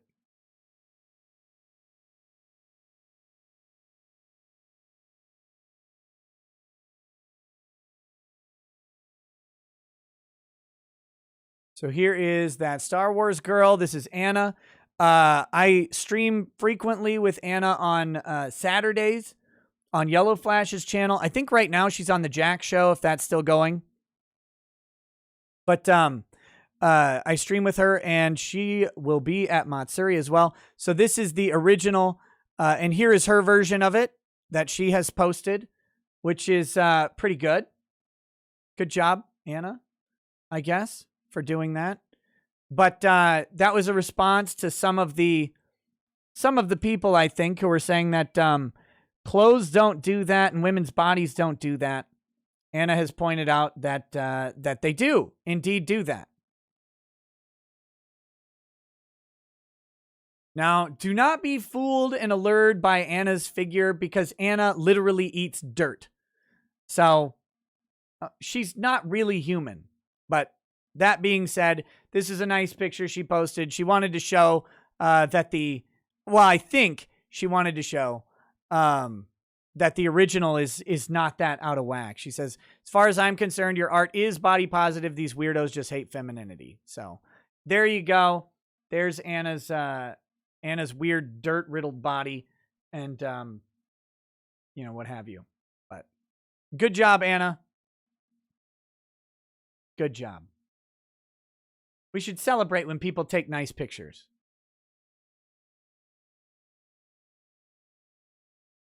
So anyway, that's that. That's that. Am I calling her dirty? She eats dirt. She picks up dirt from the ground and eats it. This is not a way to live. This is the way of the Philistines.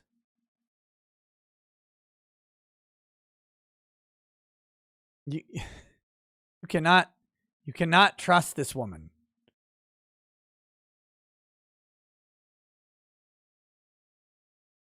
Okay. So what's the last thing? Oh, yeah. By the way, we're at 991 likes. We are very close. I've already poured. Let me top it off. The 1,000 like whiskey shot. So that is up to you guys to fulfill, but we are very, very close. Okay, so the last thing that I have on the listed topics is this rift in Giuliani and Trump.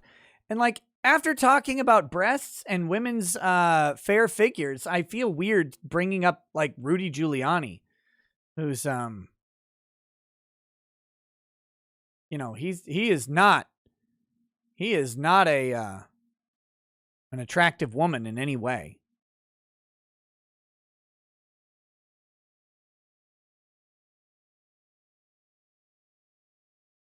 But so I apologize for changing pace like this on you.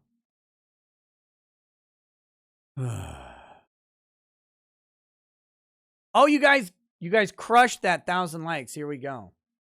Cheers. Cheers.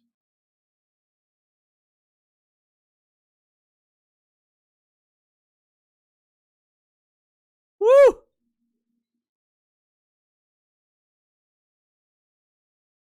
Whoa.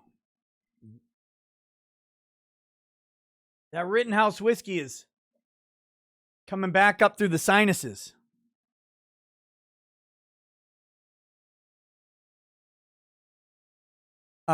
Q Williams says, is that a new high-def camera? Interestingly, or not interestingly, maybe, this camera is lower resolution, or it's displaying at a lower resolution than my other camera was. Shocker. And I will not go back to the old camera. Nope, never.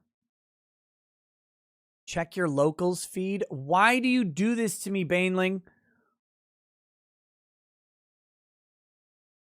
Where is it?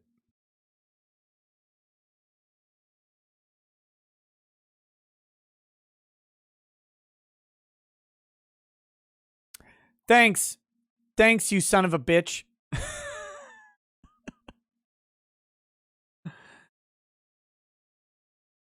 I guess I'll show this. Here you go.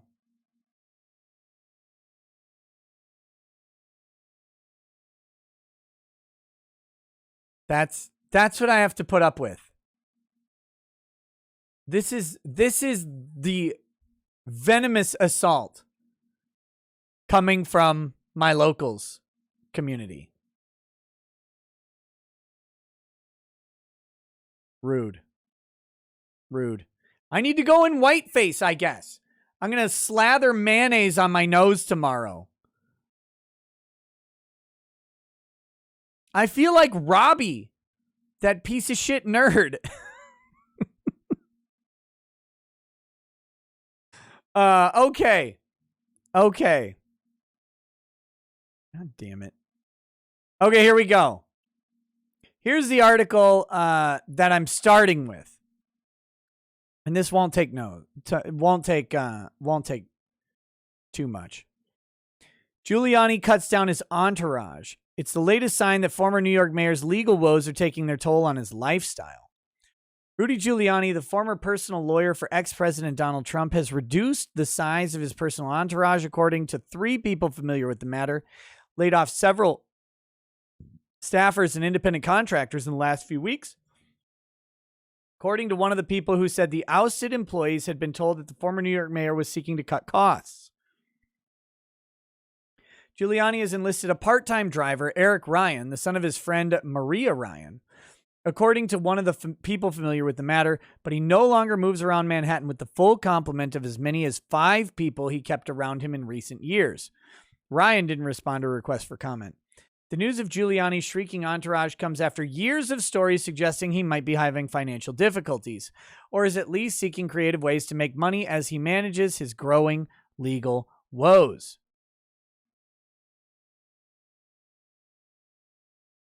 The Trump confidant, recently raided by the FBI as he faces an intensifying criminal probe, has reportedly faced a cash crunch before, with multiple divorces said to be taking a toll on his balance sheet. In October 2019, the Washington Post reported that Giuliani was giving his ex-wife Judith $42,000 a month in alimony. She couldn't even make that on OnlyFans. Holy shit. A sum amounting more than $500,000 a year. Post also reported that Giuliani had made between $7 and $9 million in both 2016 and 2017. That same month, Giuliani accidentally left a voicemail for a reporter in which he said, "The problem is we need some money." So anyway, where I want to go with this is ignoring this stuff and getting to this part. This is the part that the media narrative is taking over.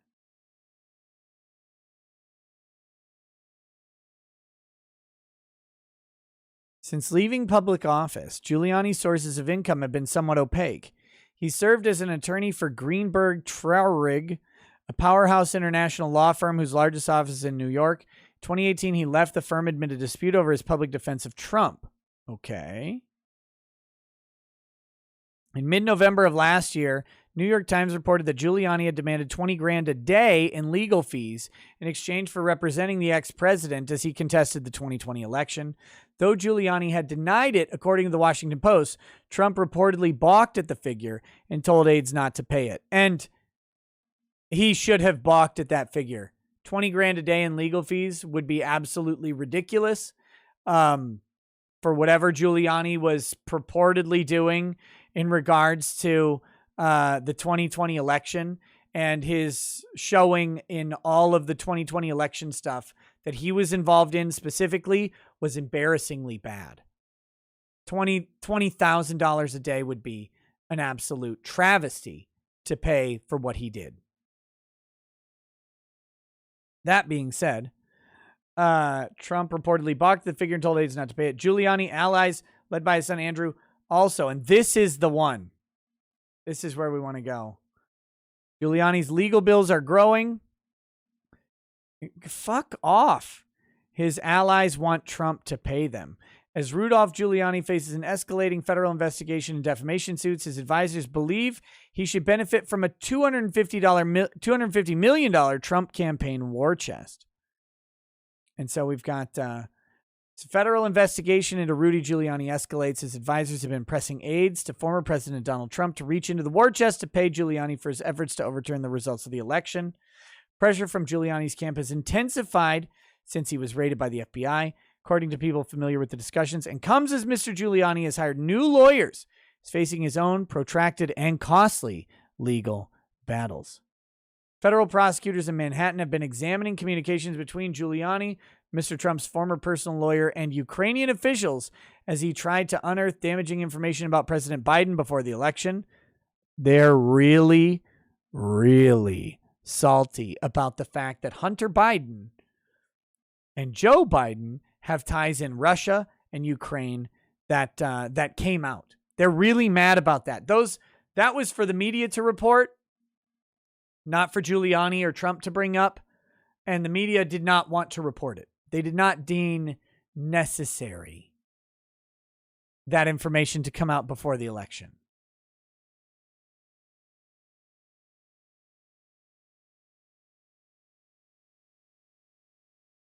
Mr. Giuliani, who has not been charged, has denied any wrongdoing and denounced searches as corrupt. Even if Giuliani had wrongdoing, the searches are corrupt. Make no mistake. Entirely a political prosecution, period. The actions in Ukraine were part of Mr. Trump's first impeachment trial. Separately, Mr. Giuliani is being sued for defamation by two voting machine companies, Dominion and Smartmatic, for his false claims that the companies were involved in a conspiracy to flip votes. Mr. Giuliani led the effort to subvert the results of the 2020 race in a series of battleground states, but he was not paid for the work, according to people close to both Giuliani and Trump. His supporters now want the Trump campaign to tap into the $250 million it raised in the weeks after the election to pay Giuliani and absorb costs he has incurred in the defamation suits. I want to know what the GOP did with the $250 million that they collected for the election legal fight. Bernard Carrick, former New York City Police Commissioner, wrote on Twitter on Sunday, Mr. Giuliani appointed Mr. Carrick when he was mayor of New York.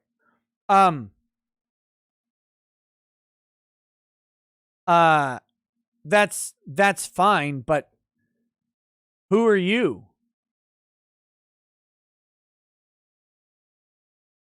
James Marone says, assuming you're a high-end lawyer, is $20K a day absurd? Yeah. Yes. First of all, Rudy Giuliani is not a lawyer that earns $20K a day. You can tell because you can see his work product. His oral argument was embarrassing. He didn't draft any documents. What the fuck does he earn $20K a day doing? There's no work product that has come out of Rudy Giuliani in 2020 or 2021 that merits any kind of fee that would get you $20K a day. Now, let's assume he worked 15 hours a particular day. That's what, $1,200 an hour? $1,200 an hour, and that. You got someone who failed to even allege voter fraud in a case about voter fraud.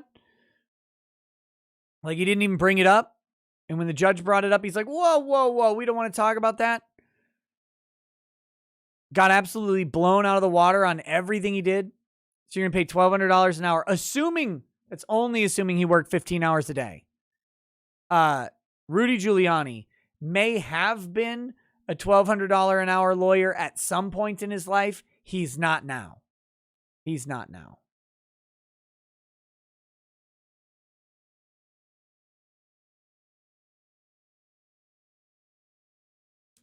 So yeah, his rate's absurd. 20 grand a day. And he's probably not working 15 hours a day, maybe 10. So he's $2 grand a day or $2 grand an hour. That's a steep lawyer by any estimation. Using expletives, Mr. Carrick added that lawyers and law firms that didn't do much work were paid handsomely, while those who worked hard got nothing. Mr. Carrick has made similar complaints to some of Mr. Trump's advisors privately, according to people familiar with the conversations, arguing that Mr. Giuliani has incurred legal expenses in his efforts to help Mr. Trump, and that Giuliani's name was used to raise money during the election fight. Again, I don't know. To me, this strikes me as a power imbalance. It seems like Giuliani needs Trump's name more than Trump needs Giuliani's name. Maybe I'm crazy. Maybe I'm crazy on that, but that's how it strikes me. That Giuliani has been given opportunities to benefit from his representation of Trump. And he should be paid for work that he did, but he should not be paid 20 grand a day. And then he can use his representation of Trump as, well, I'm going to do a book. I'm going to do speaking engagements. I'm going to get invited to CPAC or whatever he's going to do. I don't know how he's going to go ahead and leverage that. But it seems like Giuliani can use his work on Trump's post-election campaign to go ahead and secure himself his own financial well-being. I don't think that Trump overly benefited from Giuliani in any particular way. So that's me. Actually, I think Giuliani in several ways, before and after the election, through statements he made to the media that were absolutely careless and ridiculous, had actually hurt Trump. I think Giuliani did damage to Trump through his work. Now, he wasn't trying to or anything like that. Not saying he should be, that he did something nefarious. I just think that he made a lot of mistakes. So, no, I don't think Trump owes Giuliani any money at all. He should be paid some basic rate for his work, tally up the hours, pay him $400 an hour or whatever. Like that's a fair rate for a lawyer in New York who hasn't practiced in 28 years. I think $400 an hour is pretty fair, and pay him that rate, and that's it for the hours he actually worked.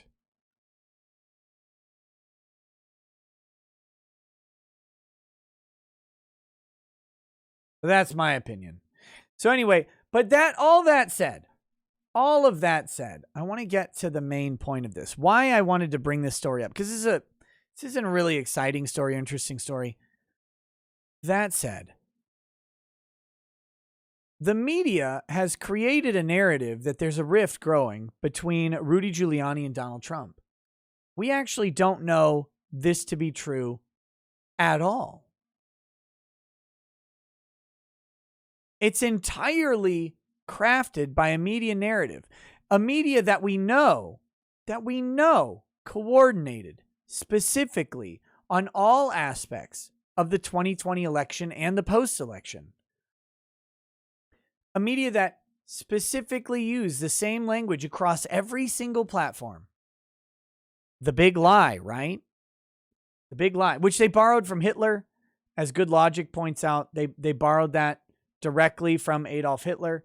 But the big lie is a branding effort used across multiple different competing businesses who have been revealed to have been coordinating throughout 2020, throughout the end of 2019. We have no reason to believe anything they say in regards to Trump and Giuliani's relationship. What they're trying to do is sow a divide, not between Trump and Giuliani. They're trying to sow a divide between the Bernard Kerricks of the world. The people who might be on Giuliani's side, they want to carve off sections of support, shave it off like you're whittling a woodblock away, right? You want to show that Trump is being distanced. He's getting distance between himself and his closest friends. More importantly, they're trying to drive distance between Trump and his allies' fans. That's what they want to do. They want supporters of Giuliani who are like, oh, I like Trump because Giuliani likes Trump, to start walking back from Trump. They're trying to carve away little bits of his support here and there because Trump is still terrifying to the media. And I don't know why he is, because objectively, Trump has been completely neutered to the point where he thinks a WordPress blog is like the greatest invention of all time, and they're touting it as some giant thing, despite the fact that he's been using it for a month. And even though he's been using it for a month, they had to do a press release to let the press know that this was the big announcement. Like that was embarrassing. Trump has been effectively neutered by big tech and big media. So I don't know why they're still going after him, other than just blind hatred and a lack of focus on what else to do. I mean, when you hoodwink the entire world, what do you do next? They literally don't know. They had no plan on what to do once they convinced the world to elect Joe Biden. I'm not talking about voter fraud or anything like that. I'm talking about what was discussed in the Time magazine piece, a coordinated effort to unify language in a specific goal of electing someone other than Donald Trump, and in specific Joe Biden, which was admitted to Time magazine by the people who organized it. There's nothing crazy there. That's all open conspiracy. But they didn't seem to have a follow-up plan. They didn't seem to have anything to go with after that occurred. And now they don't know what to do. So they're still going on message. We must attack and whittle away Trump's support. But they won. They did it. It was effective. They got Trump out of office. By hook or by crook, they made it happen. So now, what is there left to do? Are they worried he's going to come back in 2024? That's extremely unlikely for several reasons. One of them being he's been so effectively removed from social media that he won't be able to generate the attention that he was able to generate in 2016 or 2020. He's neutered. They got rid of him. But they don't know what to do. They don't have marching orders anymore. They had a year of clear direction. A year of it. It informed their COVID reporting. It informed their election reporting. It informed the reporting on Hunter Biden, or the non-reporting, I should say. It informed their reporting on Ukraine. It informed reporting on Russiagate. It informed all their reporting on social media. Everything that the mainstream media's reports on things like Facebook and Twitter, all of that in 2019 and 2020 has to be lensed through an objective to remove Donald Trump from office. And we know that because they admitted it. But if you operate in a particular way for a year, when that year ends, you scramble to figure out a different way to operate. And that's what the media is doing now. They don't know what to do. So that's why I'm pointing that out. That's why I wanted to bring this up. I wanted to use it to talk about the fact that the media, and it's plainly apparent, by the way, they can't report on Joe because Joe does embarrassing things all the time and they can't do it. They can't talk about it. So they don't know how to report the news right now. So they're coming up with this type of stuff, these attenuated theories. Oh, there must be some rift between Rudy and Trump. Sure there is. So anyway, that's what I got for that stuff. That's what I've got for that stuff. All right, let's go ahead. Let's finish up the chats. And then I guess I'll go over to Twitch.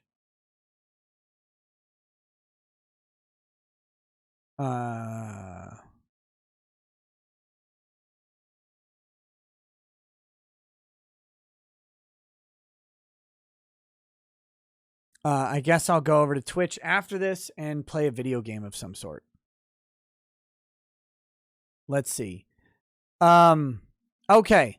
Malik Foxon says, "Hey, Nick, your nose is redder than Rudolph's. You got the sniffles or something." Nope. Death Wish says, "For real, though, go back to the other camera. I get it. More detail. No one cares." No. You're stuck with this. Not going back. Never going back. Wolfgang Deo says, "Did you fuck up the justice chat too on this overlay? If you're watching in the video, the guy underneath this text is chronically late and gay." No, I didn't. I don't think so. Malik Fox, no, Dread Clown says, "What's wrong, McFly? 5'1"?" Malik Foxon says, "Rackets is going to print, laminate, and frame that nose versus penis article and post it up on the wall in direct camera view once he moves around his office layout. It's going to be my entire wall." Then he's going to just point to it whenever we make fun of his nose and fucking laugh. All right, we've got...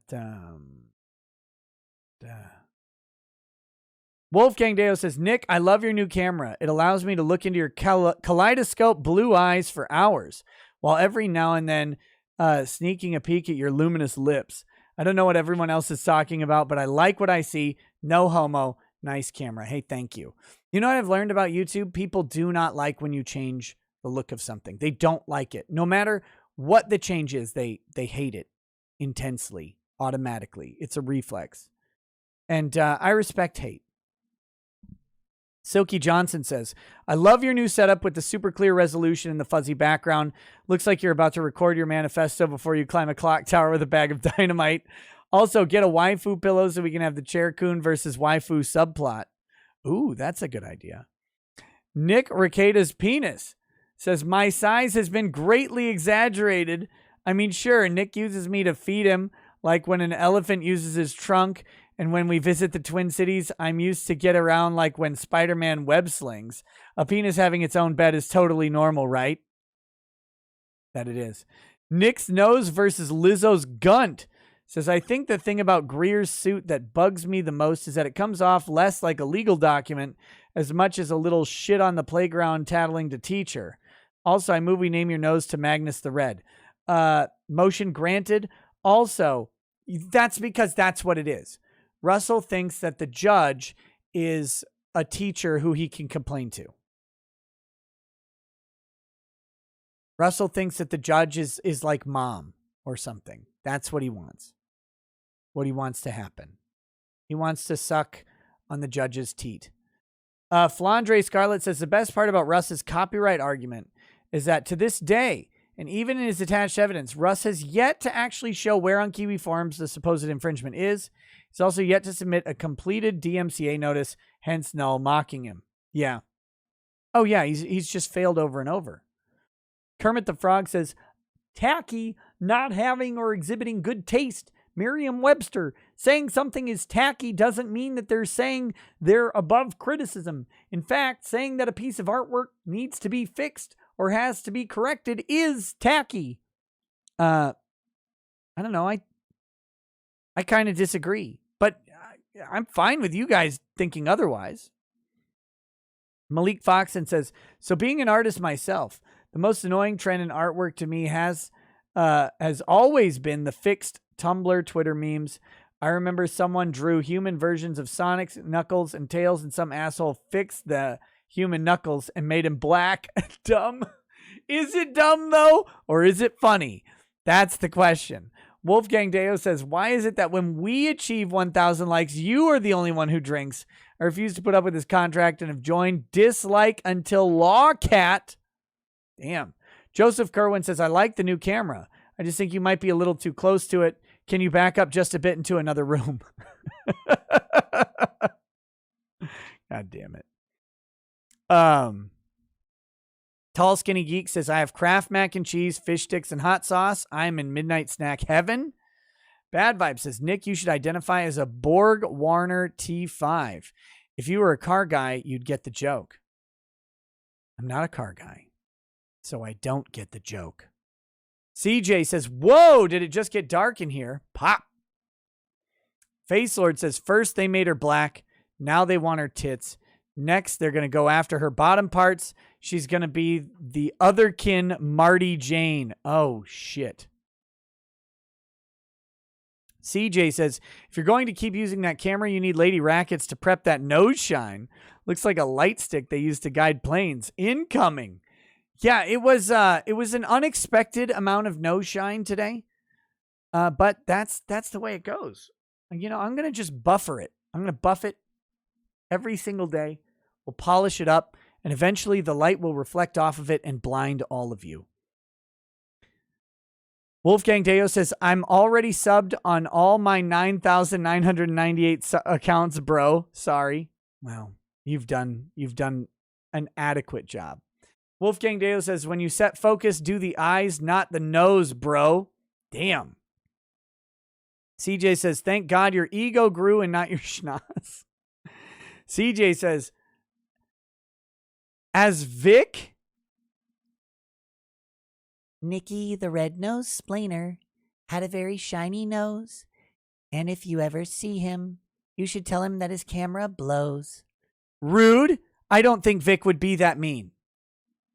That seemed a little bit untoward. Isis Donic Dom says, Sig Zeon! Vexner 3 says, you know the whole cautionary phrase, cutting off the nose to spite the face? Yeah, you can just disregard that tonight. Thoughts on NJF no-fly list? I talked about it the other day. It's a weaponized use of the no-fly list, and it's stupid. I don't even like Nick Fuentes, but that's bullshit.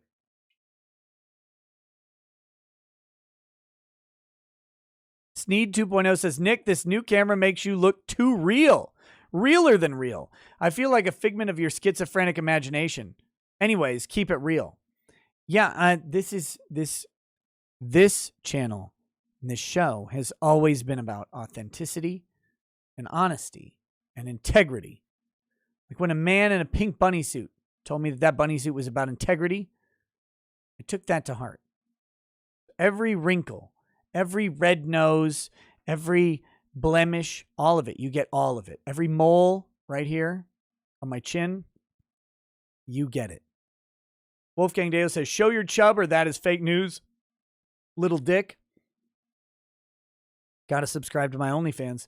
Sneed 2.0 says, also duck YouTube.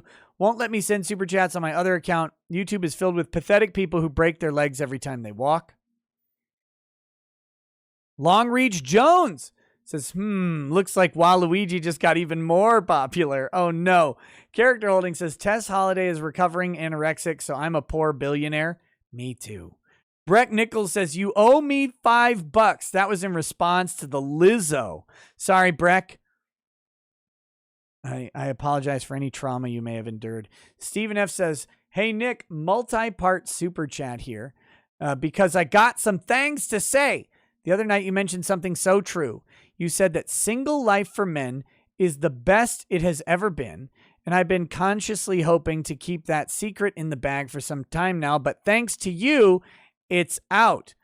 With Tinder, Bumble, and Hinge, it's not even fair to men who weren't married until after 2014. I'm 35 and live in New York City. Been living here since 2018. I'll put it this way because this is actually the case. A young man today who is even moderately attractive, living in a major metropolis, experiences what B-list movie actors in the 80s experienced in terms of success with women. I feel for men who got stuck with limited options pre-2014. So there you go. Well, don't feel bad for me. I'm fine with my limited option.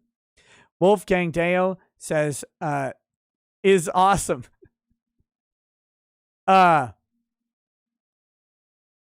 In context, Wolfgang Deo was usurping the next part of the line. So Stephen F. said, you said single life for men, and then Wolfgang Deo said, is awesome. CJ says, Red Dwarf, don't tell Drex. I don't want to know what might happen to you. 2.5 and 0. Dixon Kuntz says, gather around, children, listen up. Wait, should I say that as Deckard Cain? Gather around, children, listen up. Nick's nose is what happens when you eat the ass raw. Stay a while and eat groceries. Next, we've got Kyra says, is anyone watching Tokyo Revengers? It's effing amazing. Do it. Binged manga 10 out of 10. I'm not. Josh says, oh, wait, I read that one about teaching the Sunday school. Mulfiard says, your nose is worse than an Italian Ohioan. And I would know. I am one. Also make fun of my fat. I need workout motivation. Woke is good. Late and good. Look. Hey. You want to make fun of my nose? You want to make fun of my nose, you fucking fatso?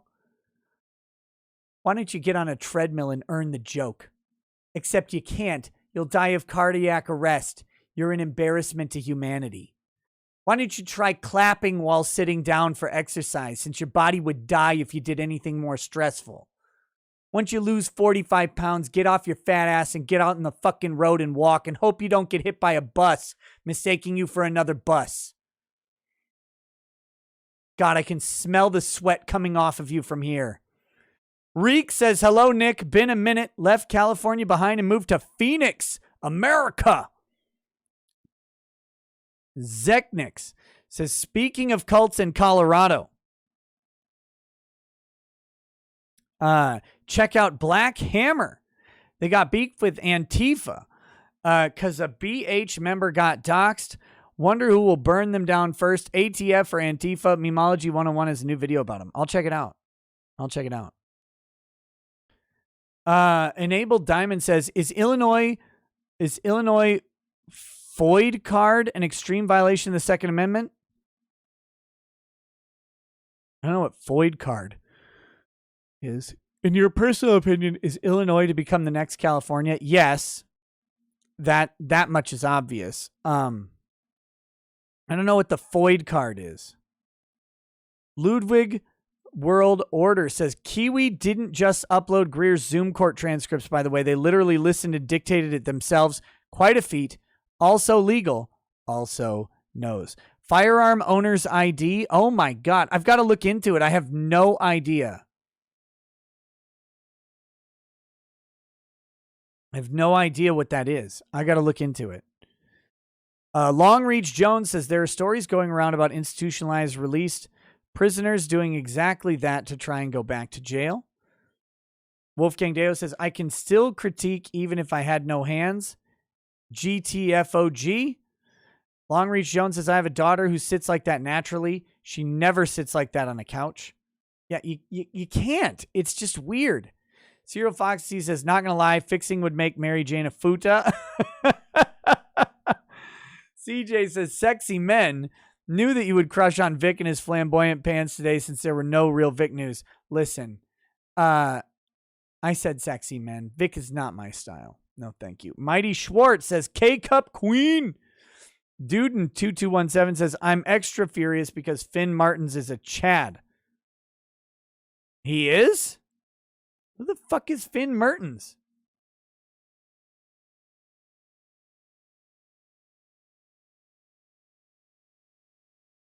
Oh, from Adventure Time? Okay. I didn't watch that show. I don't know anything about it.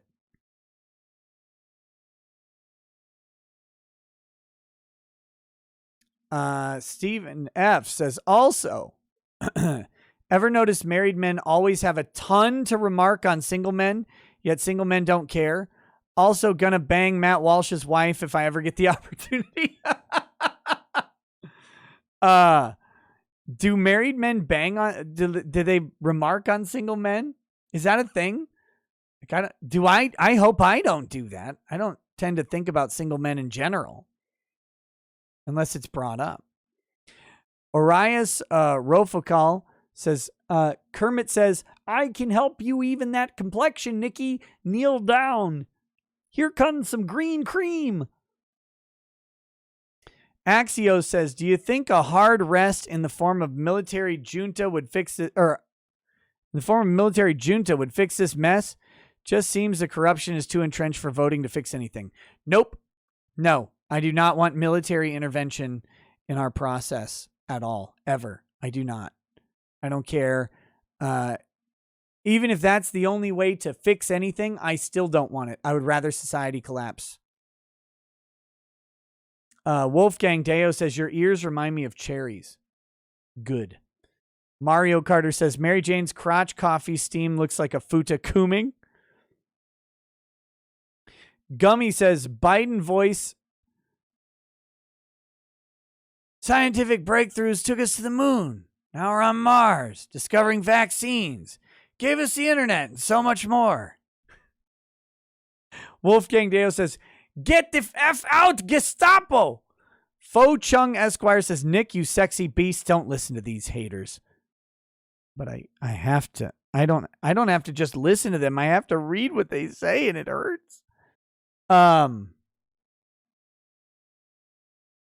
Shadows King 101 says, I wasn't a big fan of the new camera at first, but now that I started alt tabbing so I don't have to look at it, it's kind of grown on me. Ouch. Ouch. CJ says, have to have it to buy guns and ammo in Illinois. Illinois actually sends undercover cops to the surrounding states to enforce. Got to keep that gun loophole closed. Disgusting. Disgusting. Yeah, that sounds really egregious. Illinois is trash. And it deserves to be trash. Shadows King 101 says, big ups to Arthur for telling the Gestapo that hell awaits them and having a big fuck off barbecue in the name of God. I haven't seen a man so devout since Matt Jarbo roofied and murdered that one bitch in a Calvary chapel. Okay. Okay. All right, guys and gals, thank you so much for watching tonight. We will be over on Twitch. Nick would rather us just collapse into a dictatorship. The military rule would be a dictatorship of a different brand. So, no, I do not want a military intervention. Like, you're at civil war at that point. No, thank you. It's Twitch time. It's a video game night. We'll figure out what to play. Since I beat Bombshman, I beat the greatest game of 2021. We'll see what video game is up for tonight. I got to grab some food, but I'll see you guys over there. Hope you enjoyed the show. Peace. Peace.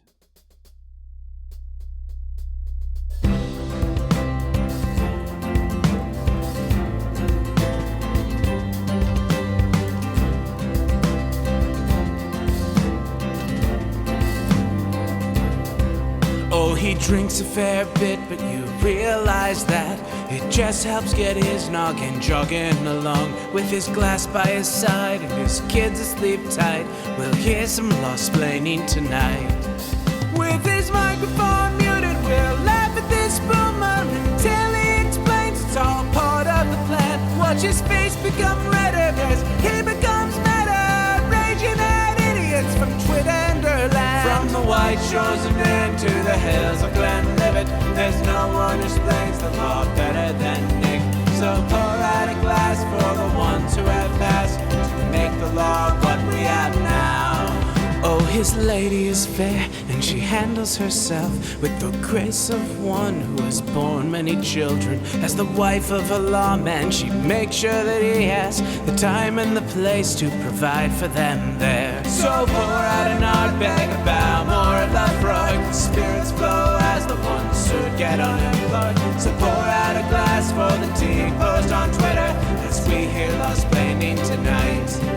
From the white shores of Nam to the hills of Glenlivet, there's no one who explains the law better than Nick. So pour out a glass for the ones who have passed to make the law what we have now.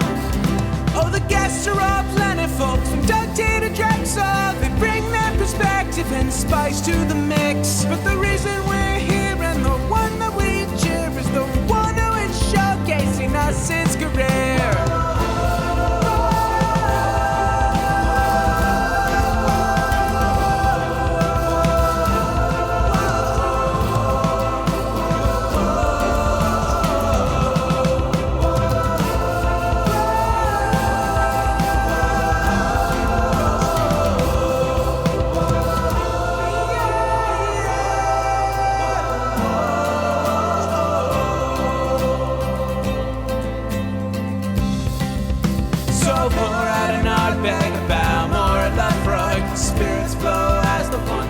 Get unemployed. So pour out a glass for the tea post on Twitter as we hear law-splaining tonight.